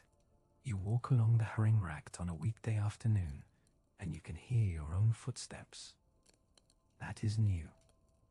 The canal reflects the sky in a long, unbroken mirror. No tour boats. No crowds on the bridges. The flower stalls are closed. The cafe chairs are stacked and chained. The city smells different now, cleaner, in a way. You can catch the damp stone of the canal walls, the faint green of the water, the cool spring air without the usual layer of fried food and exhaust. It is beautiful, and it is unsettling at the same time. A beauty that feels borrowed. That feels like it belongs to no one right now. The doors of the Rijksmuseum are locked. The Anne Frank house is locked. The brown cafes, the jazz clubs, the little Indonesian restaurants with their steaming plates of nasi goreng, all locked. Amsterdam has survived plagues before, you know that. This city has been through things that would break a lesser place. The Black Death, the siege years, the occupation. It has always come back. It has always found its way through. But standing here in this strange, hollow quiet, it is hard to know what comes next. The city holds its breath. And so do you. The silence comes first. Not the comfortable silence of a Sunday morning when the city is simply sleeping. This is something different. Something you have never quite heard before. Standing near the water's edge, you notice that Amsterdam has lost its hum. The low, constant murmur that a city makes. Traffic and voices and bicycle bells and the distant clatter of cafe chairs. All of it is simply gone.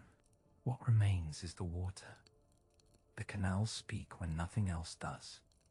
You hear the small lapping sound against the stone steps, gentle and patient, the way water always is. A duck moves through the Prinsengracht, and the ripples spread outward in quiet rings. Somewhere above you, a pigeon shifts on a ledge. These sounds feel enormous now. They fill the space that a million daily sounds used to occupy. It is the spring of 2020, and Amsterdam is holding its breath. The lockdown has settled over the city like a soft, heavy blanket. The streets are not frightening exactly. They are simply still. You walk along the canal, and your own footsteps sound too loud on the brick. The air is cool, and carries the faint green smell of the water. That particular Amsterdam smell. Canal mud, and damp stone, and something almost sweet underneath. You have always been too busy to notice it before. Now it is all you can smell. The houseboats are still here, of course. They bob gently on the water. Curtains drawn, small lights glowing behind the glass. Life is happening inside them, quietly. You can imagine the warmth in there. A kettle on the stove, someone reading in a chair, a cat sleeping on a windowsill. The city has not disappeared. It has simply moved indoors. The bridges are empty. You stop on one and rest your hands on the iron railing. It is cold under your palms and slightly rough with old paint. Below you, the water is very clear. Clearer than usual, people have been saying. Without the boat traffic, the sediment has settled. You can see the canal bed in places, dark and quiet. The city is showing you something it usually keeps hidden. The cafes and restaurants are closed, their chairs stacked inside, their windows dark.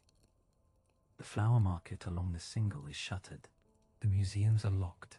The Rijksmuseum, the Van Gogh, all of them silent behind their grand facades. The Anne Frank house has its longest queue of visitors in years. None at all. There is something strange about standing in front of these places and finding them closed. They have always been open. They have always been waiting for you.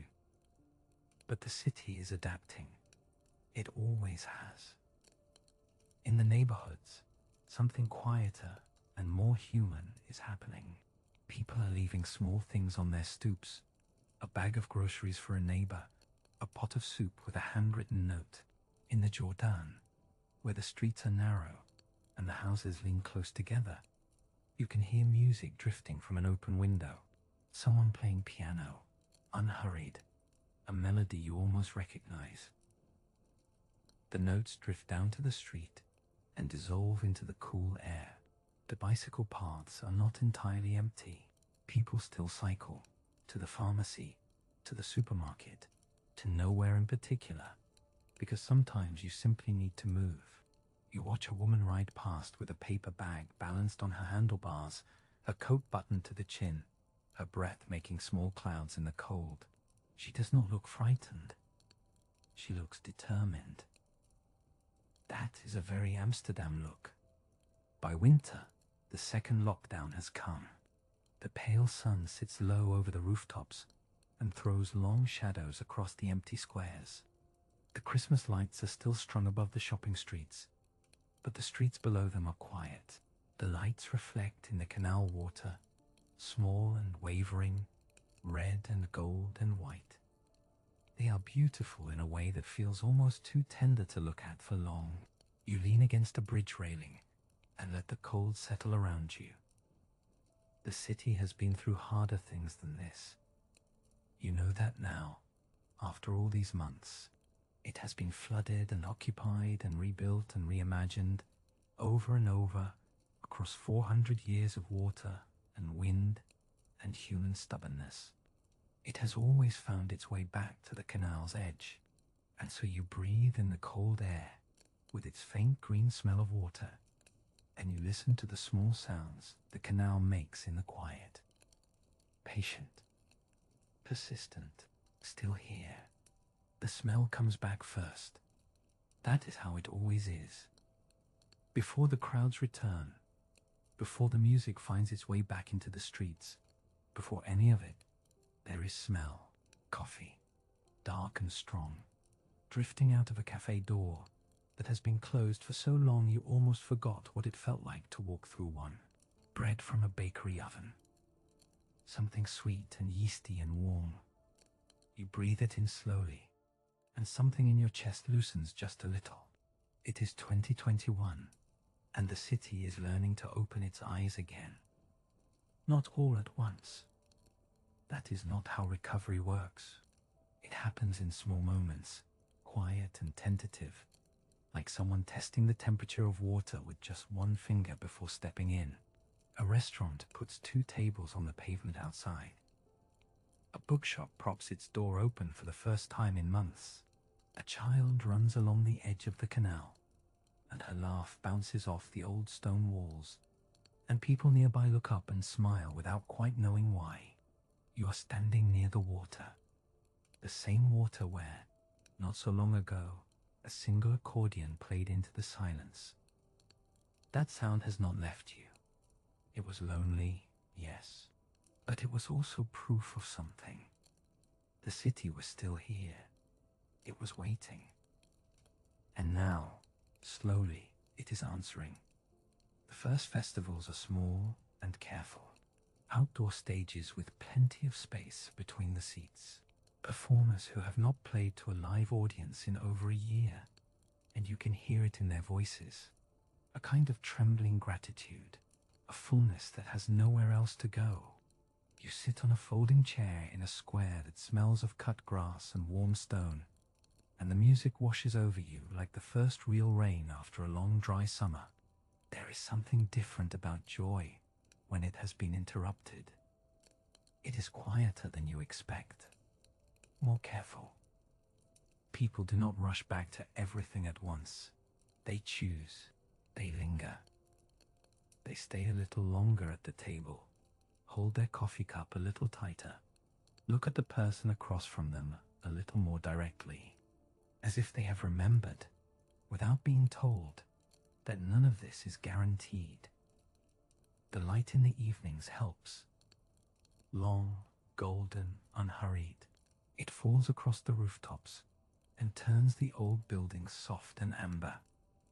You walk through streets that are filling up again, and you notice the small things, the way a shopkeeper has rearranged her window display, the new paint on a door that was peeling before, a pot of red geraniums on a windowsill that was bare all through the difficult months.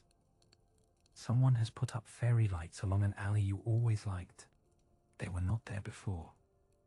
They glow pale and warm in the early evening, and the cobblestones beneath them are still damp from an afternoon shower, and the whole scene smells of rain and stone, and something floral you cannot quite name.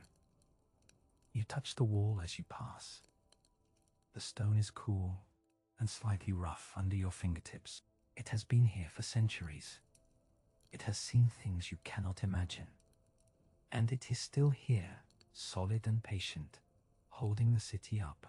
By 2022, the energy shifts again. A little louder now. A little less cautious. The festivals grow. Music spills out of open windows. Restaurants are full on Tuesday evenings, which never used to happen. There is a feeling in the air, not quite celebration, but something close to it. A collective exhale. A slow unclenching. You find yourself eating outside more than you ever did before, tasting things more carefully. A plate of something simple, olives perhaps, or a piece of cheese with a little honey, and you eat it slowly, paying attention in a way that feels new. Or maybe not new. Maybe just remembered. The accordion is still out there somewhere. You hear it one evening, drifting across the water again, but this time there are voices around it. People gathered. Someone clapping along. The sound is not lonely anymore. It has company. And the city, which has always known how to survive, is doing something more than that now. It is beginning, gently and without fanfare, to bloom. You breathe in the evening air, coffee and bread, and rain on stone, and something sweet you still cannot name. And you let yourself rest inside this moment, this soft and fragile and beautiful reopening, and you feel, very quietly, that something good is coming. The petals are soft against your fingertips, almost impossibly soft, like something that shouldn't exist in the middle of a city, and yet here it is, a tulip, bright and alive, trembling just slightly in the morning air. You let your hand rest near it, without quite touching it again. Some things are better just held close. Amsterdam in 2023 feels like a city that has been thinking carefully, not loudly, not with grand announcements, but quietly, the way you think when you finally decide to do something differently.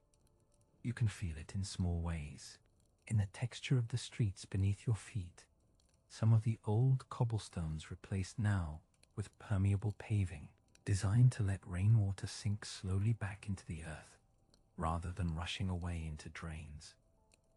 It sounds like a small thing, but when you walk on it, there's something almost gentle about it. A city learning to breathe again. The air carries the smell of fresh bread from a bakery nearby, and underneath that, something green, the particular smell of plants and soil that you find now in unexpected corners, on rooftops, along canal walls, in the little pockets of green tucked between buildings where there used to be nothing at all. Amsterdam has been adding green space carefully, deliberately, the way you might tend a garden you've neglected and are now trying to bring back. You wander toward the waterfront. The IJ is calm this morning. A few electric ferries cross it quietly, almost without sound. That's something you notice more and more, the quietness of things. Electric cargo bikes weaving through narrow streets, electric boats moving along the canals. The city has been working to pull diesel engines away from the water, away from the air. It doesn't happen all at once, but gradually, the sounds of Amsterdam are changing, becoming softer. You can hear birds now in places where you might not have noticed them before. There's a market not far from here, where a vendor is selling vegetables grown on a rooftop farm just a few kilometers away. You stop and look at the display, small tomatoes, bunches of herbs, leaves still carrying a faint trace of morning dew. The vendor hands you a small piece of something to taste. A radish, sharp and clean and cold. You chew it slowly. There's something satisfying about food that came from this city, grown under this same pale sky. Amsterdam has been thinking hard about food systems, about waste. The city has long had a culture of cycling and reuse, but in these years, that thinking has deepened. Repair cafes where people bring broken things and leave with them fixed. Circular economy initiatives where materials are tracked and reclaimed rather than thrown away. It isn't perfect. No city is. But the intention is real, and you can feel it in the texture of daily life here. You sit for a moment on a bench near the water. The wood is worn smooth by years of people doing exactly this. Stopping, resting, watching. A swan moves past on the canal below, unhurried. The city hums around you at its usual gentle pace. Cyclists pass behind you. Someone laughs softly at a cafe table nearby. The smell of coffee drifts over. Amsterdam has always been a city that had to think carefully about its relationship with water and land. It was built on it. The whole city is an act of careful, patient engineering. Centuries of managing what the water does, where it goes, how much space it takes. And now, in this new moment, that same patient thinking is being turned towards something bigger, toward the question of how a city can keep itself alive and livable as the world around it changes. It doesn't look like a revolution from where you're sitting. It looks like a swan on a canal. It looks like a rooftop full of tomatoes. It looks like a tulip at a market stall, soft and bright, and quietly insisting on being here. And maybe that's how it works, not in one great moment, but in 1,000 small ones. A permeable stone underfoot, a silent ferry crossing the water, a radish cold and sharp on your tongue. A city choosing, slowly and carefully, to do things a little differently. You lean back on the bench. The morning light is soft and even. The swan has moved on around a bend in the canal. Somewhere behind you, the market is filling up with voices and color, and you sit here, still and unhurried, breathing it all in, feeling, without quite being able to name it, that something good is being tended to. There is something sweet in the air tonight. Not quite rain, not quite metal, something in between. You can almost taste it on the tip of your tongue, that particular freshness that comes after a long day of screens and signals and soft hums. The city is still running, even now, even as you rest. It never really stops. Dubai in 2024 is a city that breathes data. You might not see it at first. You walk through a mall, and the air is cool and scented with something floral, piped in just so. You touch a glass door, and it opens before your fingers quite reach it. A sensor noticed you. A system decided. And none of it felt strange anymore. That is the remarkable thing. The invisible has become ordinary. The fiber optic cables beneath the streets carry more information in a single second than a library could hold in a century. You cannot feel them under your feet, but they are there. Thin as hair. Faster than thought. Dubai has one of the highest internet speeds in the world by this point. Not just fast, reliably, consistently fast. The kind of connection that people in other cities still dream about. And then there is the AI. It is not the AI of science fiction. It is quieter than that. It sits inside traffic systems, learning the rhythms of the city. It watches how cars move at 7 in the morning and adjusts the lights before the congestion even forms. You do not notice it working. That is the point. The best infrastructure is the kind you never have to think about. In the hospitals, AI tools are helping doctors read scans, not replacing them, sitting beside them, like a second pair of very patient eyes. In government offices, chatbots answer questions in Arabic and English and a dozen other languages at any hour without tiredness. Dubai has been working toward a paperless government for years. By 2024, it is closer than almost anywhere else on Earth. The city has a plan called the Dubai Universal Blueprint for AI. It sounds grand when you say it out loud, but the idea at its heart is simple.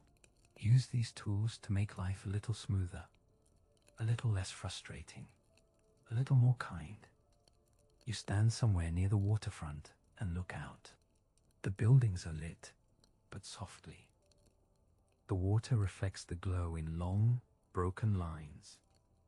Somewhere above you, a drone is completing a delivery. Not unusual anymore. The hum of it fades quickly into the wider sound of the city, the distant traffic, the gentle lap of the Gulf, the low breath of air conditioning units on every rooftop. The 5G network here is dense. You can feel it in the way your phone responds instantly, the way a video call from the other side of the world feels like the person is almost in the room. Almost. There is still something a screen cannot carry.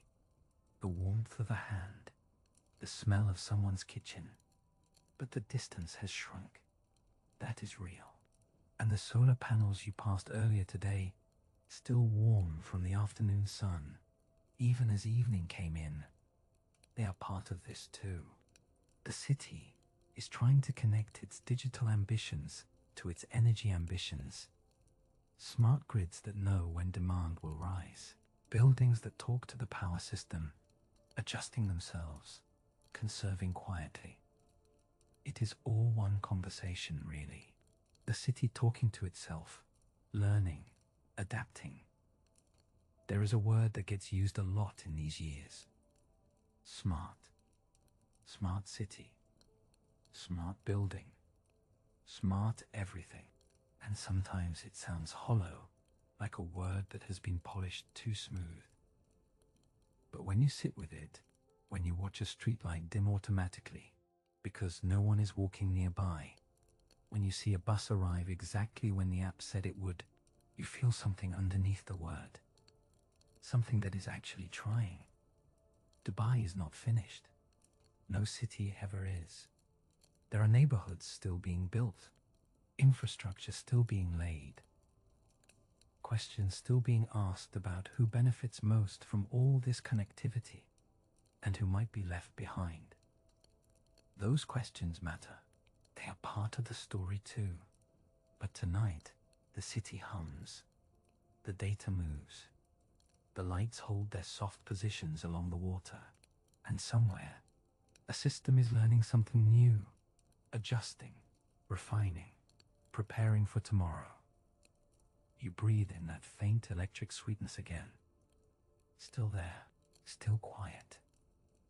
The city is thinking, even as you begin to stop. The sky outside is still that deep, soft blue. Not quite night. Not quite morning. The kind of blue that feels like it belongs only to this hour, this quiet in-between place where the city is just beginning to remember itself. You can see it through the window, the first pale light catching the tops of the buildings. A delivery truck moving slowly down an empty street. Someone walking a dog, their breath making small clouds in the cool air. The city is waking up, but gently, without any rush. The coffee is still warm beside you. You wrap both hands around the cup and take a slow sip. It's slightly bitter, slightly sweet, the way a good morning coffee should be. And you sit with that warmth for a moment, just watching the light change outside. This is what the city feels like in 2025. Not one single thing, not one single story. It is many mornings happening at once, many cups of coffee, many languages drifting through many open windows. A few streets over, a bakery has been open since 4 in the morning. The family who runs it came from West Africa 2 generations ago.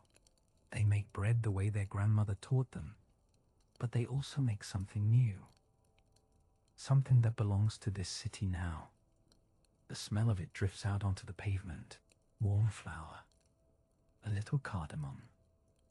Something you can't quite name but recognize somewhere deep in your chest. Around the corner, a community garden stretches between two old buildings. It was a car park once. Then it was nothing. Then a group of neighbors from Vietnam, from Mexico, from the Caribbean, from right here in this city, going back 5 generations, decided to make it into something living. Now there are tomatoes, herbs you might not recognize by sight, but would know immediately by smell if you crushed a leaf between your fingers. There are children who come after school and learn the names of things in 3 or 4 languages at once. The city has always been made this way, slowly, by many hands, by people who arrived with almost nothing and built something that lasted, by people who were already here and stayed and changed and stayed again. You think about all the different sounds this city holds. The call to prayer drifting from a mosque on a quiet Tuesday morning. The sound of a steel drum being tuned in a community hall. A grandmother singing softly in Cantonese to a child who answers her in English. A teenager playing something on a phone that mixes rhythms from 3 different continents into something entirely new. None of these sounds cancel each other out. They layer.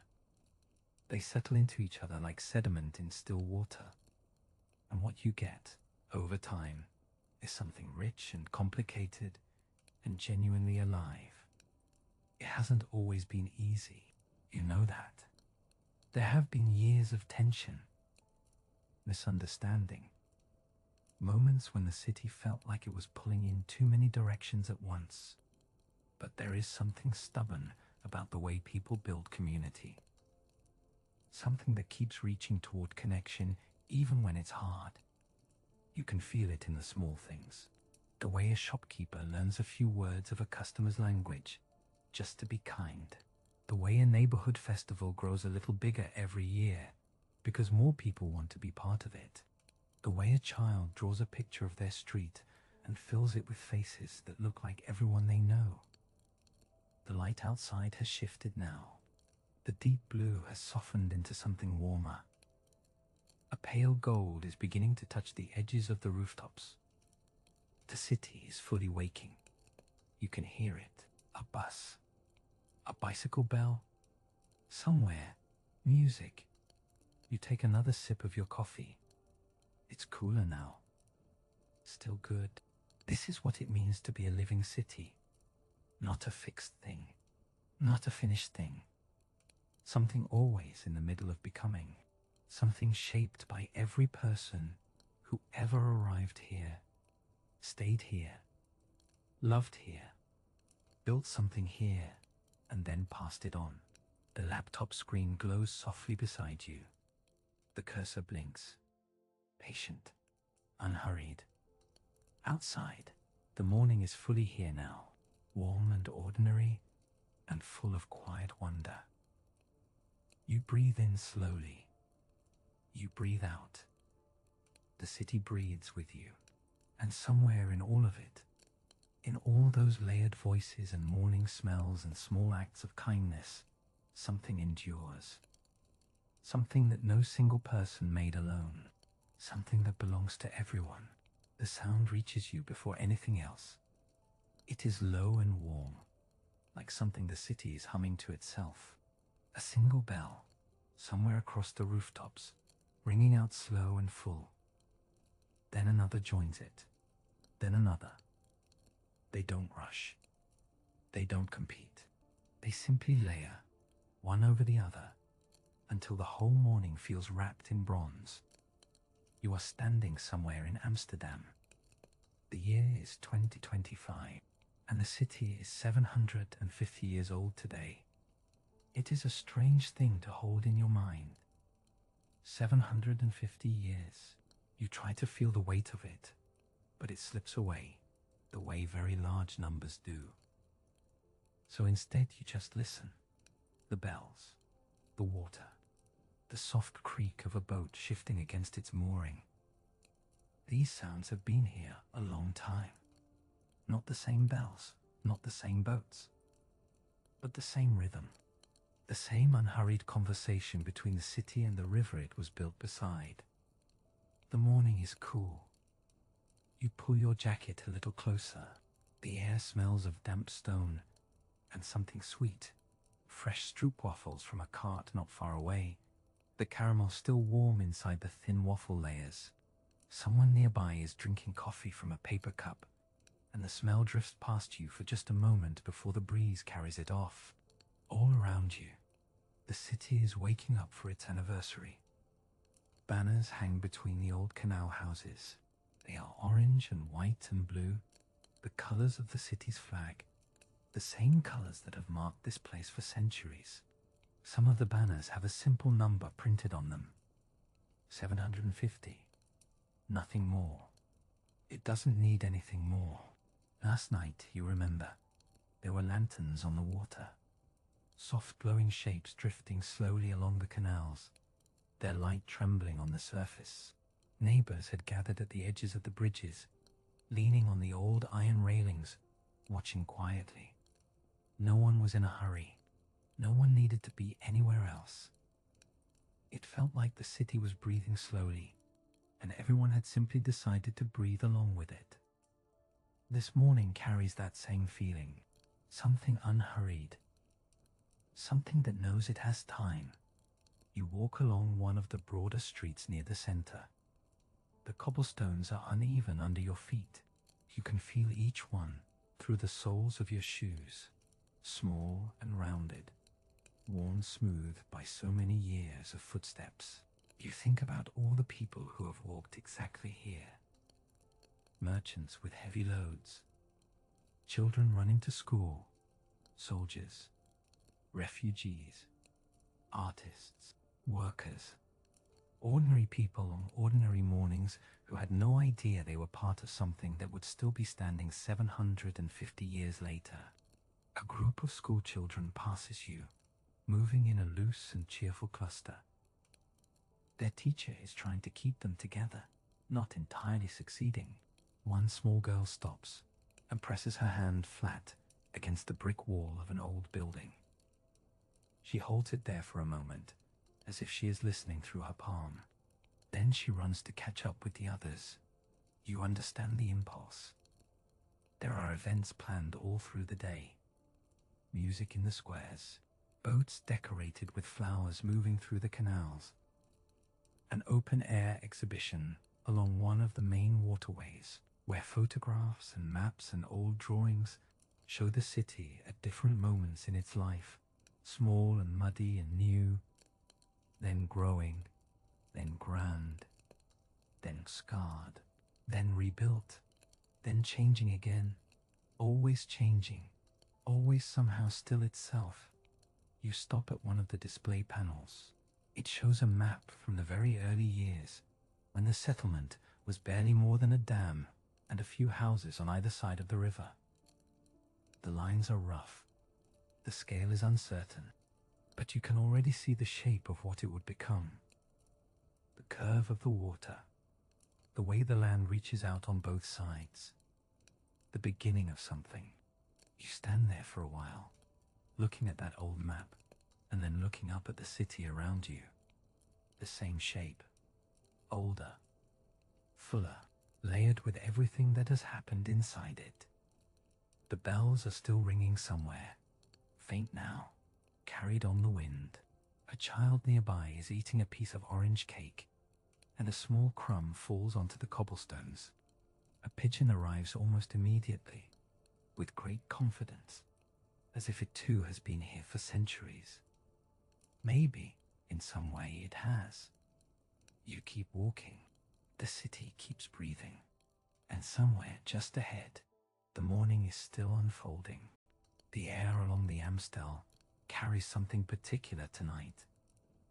A softness, the smell of rain that hasn't quite arrived yet, that green, electric scent that settles just before the clouds open. You breathe it in slowly. It sits at the back of your throat, cool and clean, like the city itself is exhaling. The choir's last note has faded now, but somehow it hasn't fully gone. It lives in the water, maybe, in the gentle lap of the Amstel against the stone embankment, in the way the people standing along the edge are still quiet, still holding something inside them that the music left behind. Amsterdam in these years is a city learning to listen to itself, not in a grand or urgent way, quietly, the way you listen to a house settling at night, noticing the small shifts, the tiny adjustments, the places where something has changed and something else has held firm. The climate work happening here in the mid-2020s is like that. Careful, incremental, built on years of Dutch knowledge about water, about patience, about the long relationship between this land and the sea that always surrounds it. You walk a little further along the embankment. The stone beneath your feet is cool and slightly damp. The city lights reflect in broken pieces on the water below, orange, white, a soft, wavering gold. Amsterdam has always been built on water. Everyone here knows that. The city sits on millions of wooden piles driven into the soft peat and clay centuries ago. The whole place is, in a sense, floating. And so when the conversations about rising water levels and changing rainfall patterns began to grow more serious, there was something almost familiar about it. Not comfortable, exactly, but known. The city's response has been practical and human-scaled. Green rooftops appearing across the old neighborhoods, small gardens of sedum and grass that slow the rainfall, hold it gently before releasing it. Water squares that look like ordinary plazas on dry days, but sink into shallow pools when the heavy rains come, absorbing what the streets cannot hold. You can smell the green of those rooftops sometimes, drifting down on warm evenings. A faint earthiness, something alive and growing just above the old brick and tile. The canals themselves have been part of this conversation too. They were always drainage channels, in a way, the original climate adaptation, built by hands that understood the water had to go somewhere, and better to guide it than to fight it. That same logic runs through the newer thinking. Work with the water, make room for it, and alongside all of this, something harder to measure, but just as real, a kind of civic pride that has quietly deepened in these years. You notice it in small ways, the care taken with public spaces, the way neighbors talk to each other about the trees on their street, about the rain gardens planted along the edges of the bike paths, the community meetings held in old brown cafes, voices low and serious over coffee, and something warm, working through the details of a neighborhood plan together. There is a Dutch word, gezelligheid, that doesn't translate easily. It means something like coziness, but also togetherness, the warmth of being in a place with others, sharing something small and good. You feel it in those meetings, in the choir singing by the river, in the way the city holds its people even as it changes around them. Amsterdam has always been a city that rebuilt itself. It flooded, and it drained. It burned, and it rebuilt. It lost things, and it found new ones. The resilience here is not loud or heroic. It is ordinary. It is the daily decision to tend to something, to care for it, to show up again tomorrow. The rain begins now, very softly. Just a whisper of it at first. You feel the first drops on the back of your hand, cool and light.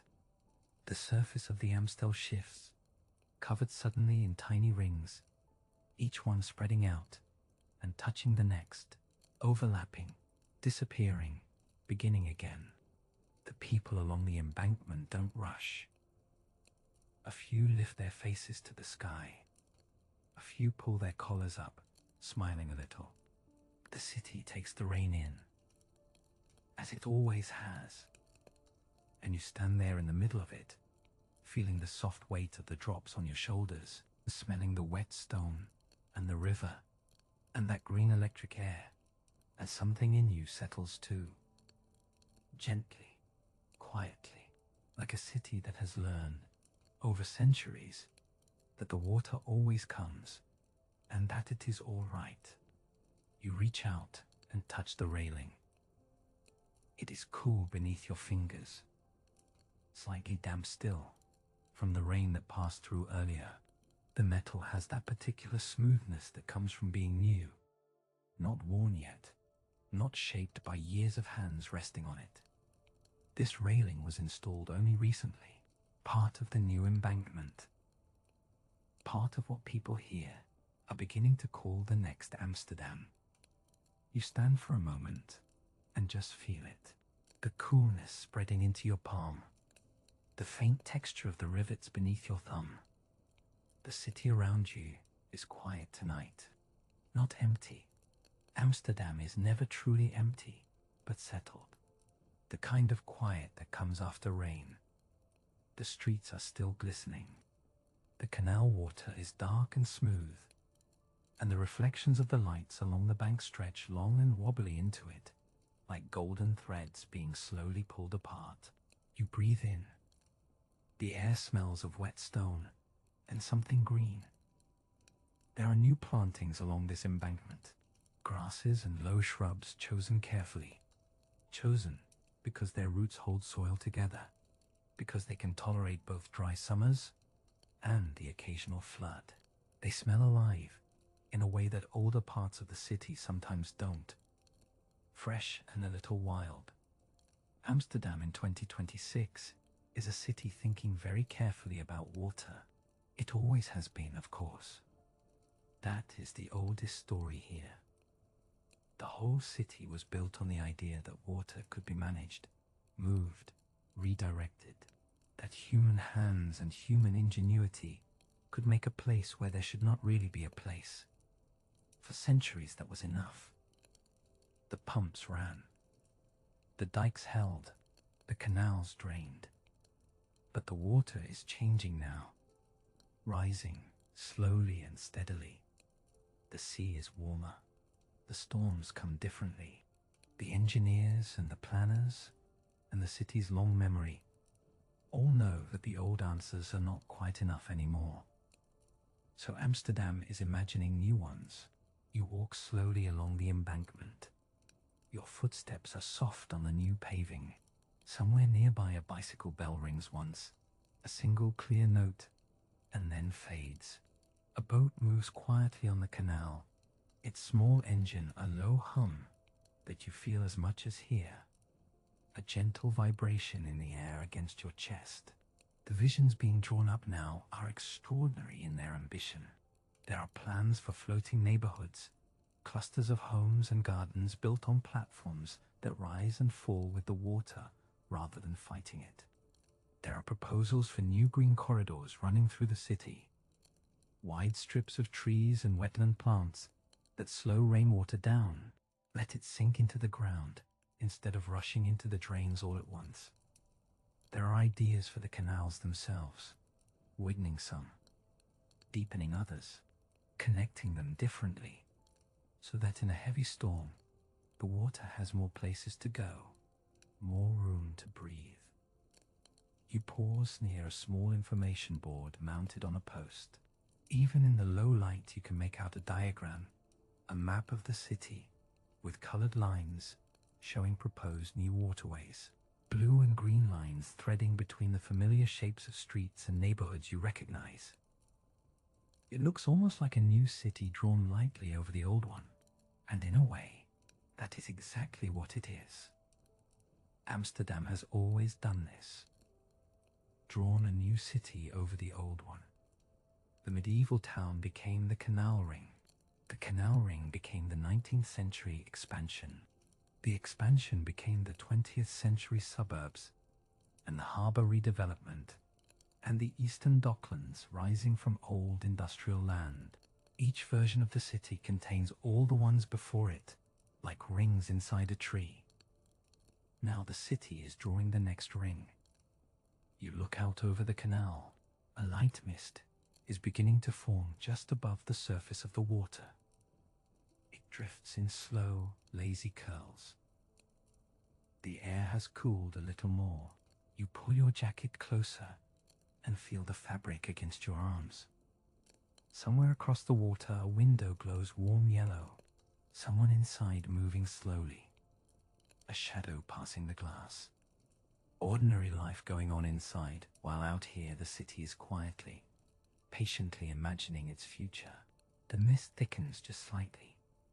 The reflections in the canal soften and blur. You rest your hand on the cool railing again.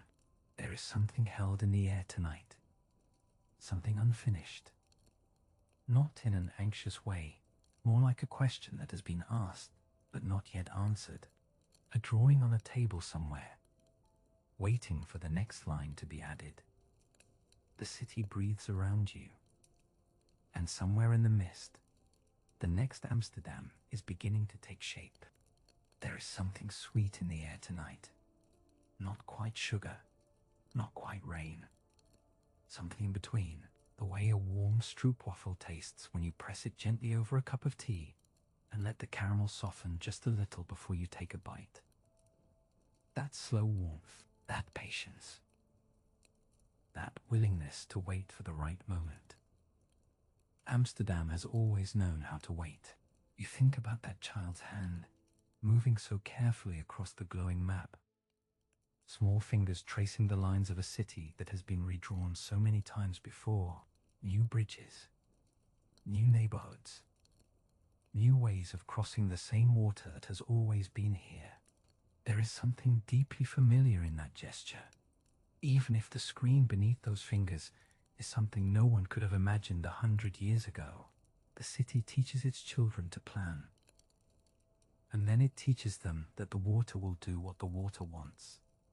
You walk slowly along a canal path in the early evening.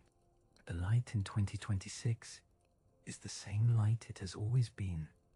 That particular northern gold that arrives low and long in the late afternoon, catching the surface of the water and turning it into something that looks almost like hammered bronze. The canal smells faintly of moss and stone, of old wood somewhere beneath the surface, of the city breathing. A cyclist passes you without a sound. Electric now, most of them. The whir of tires on brick, the soft click of a gear changing. These are the sounds of Amsterdam in this decade. Quieter in some ways than before, but still rhythmic, still moving. You stop near a small bridge and rest your hands on the railing.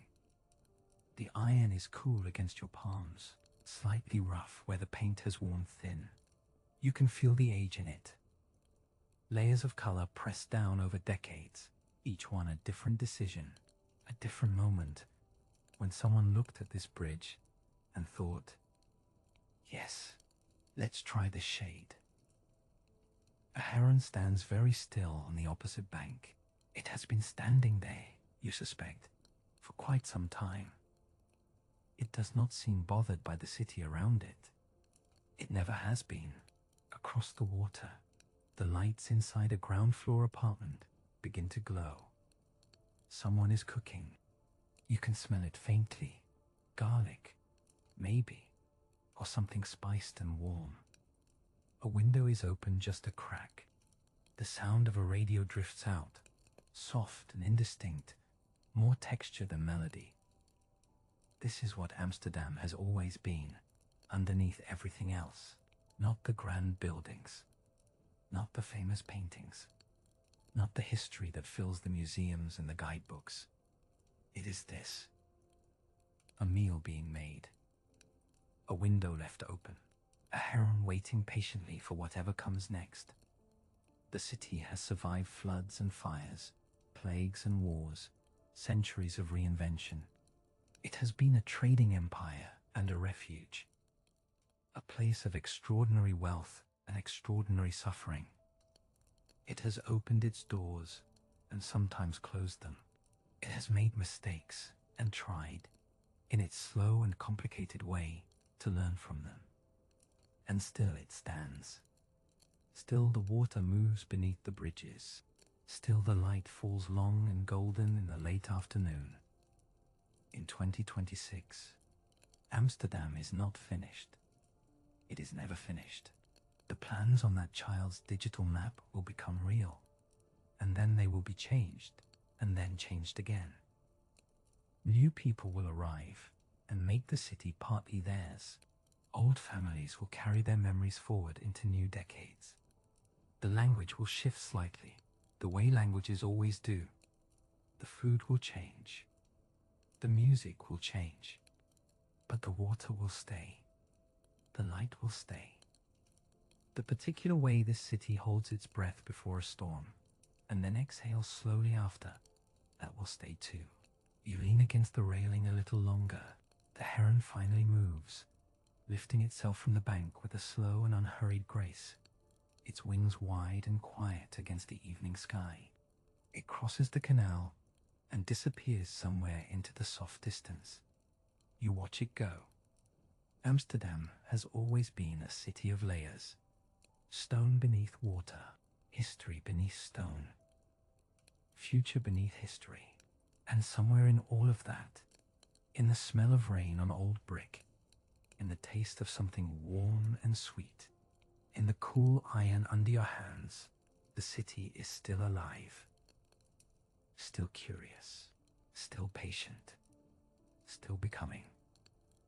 You close your eyes for a moment and just listen to the water moving gently below you. It sounds, as it always has, like the city breathing.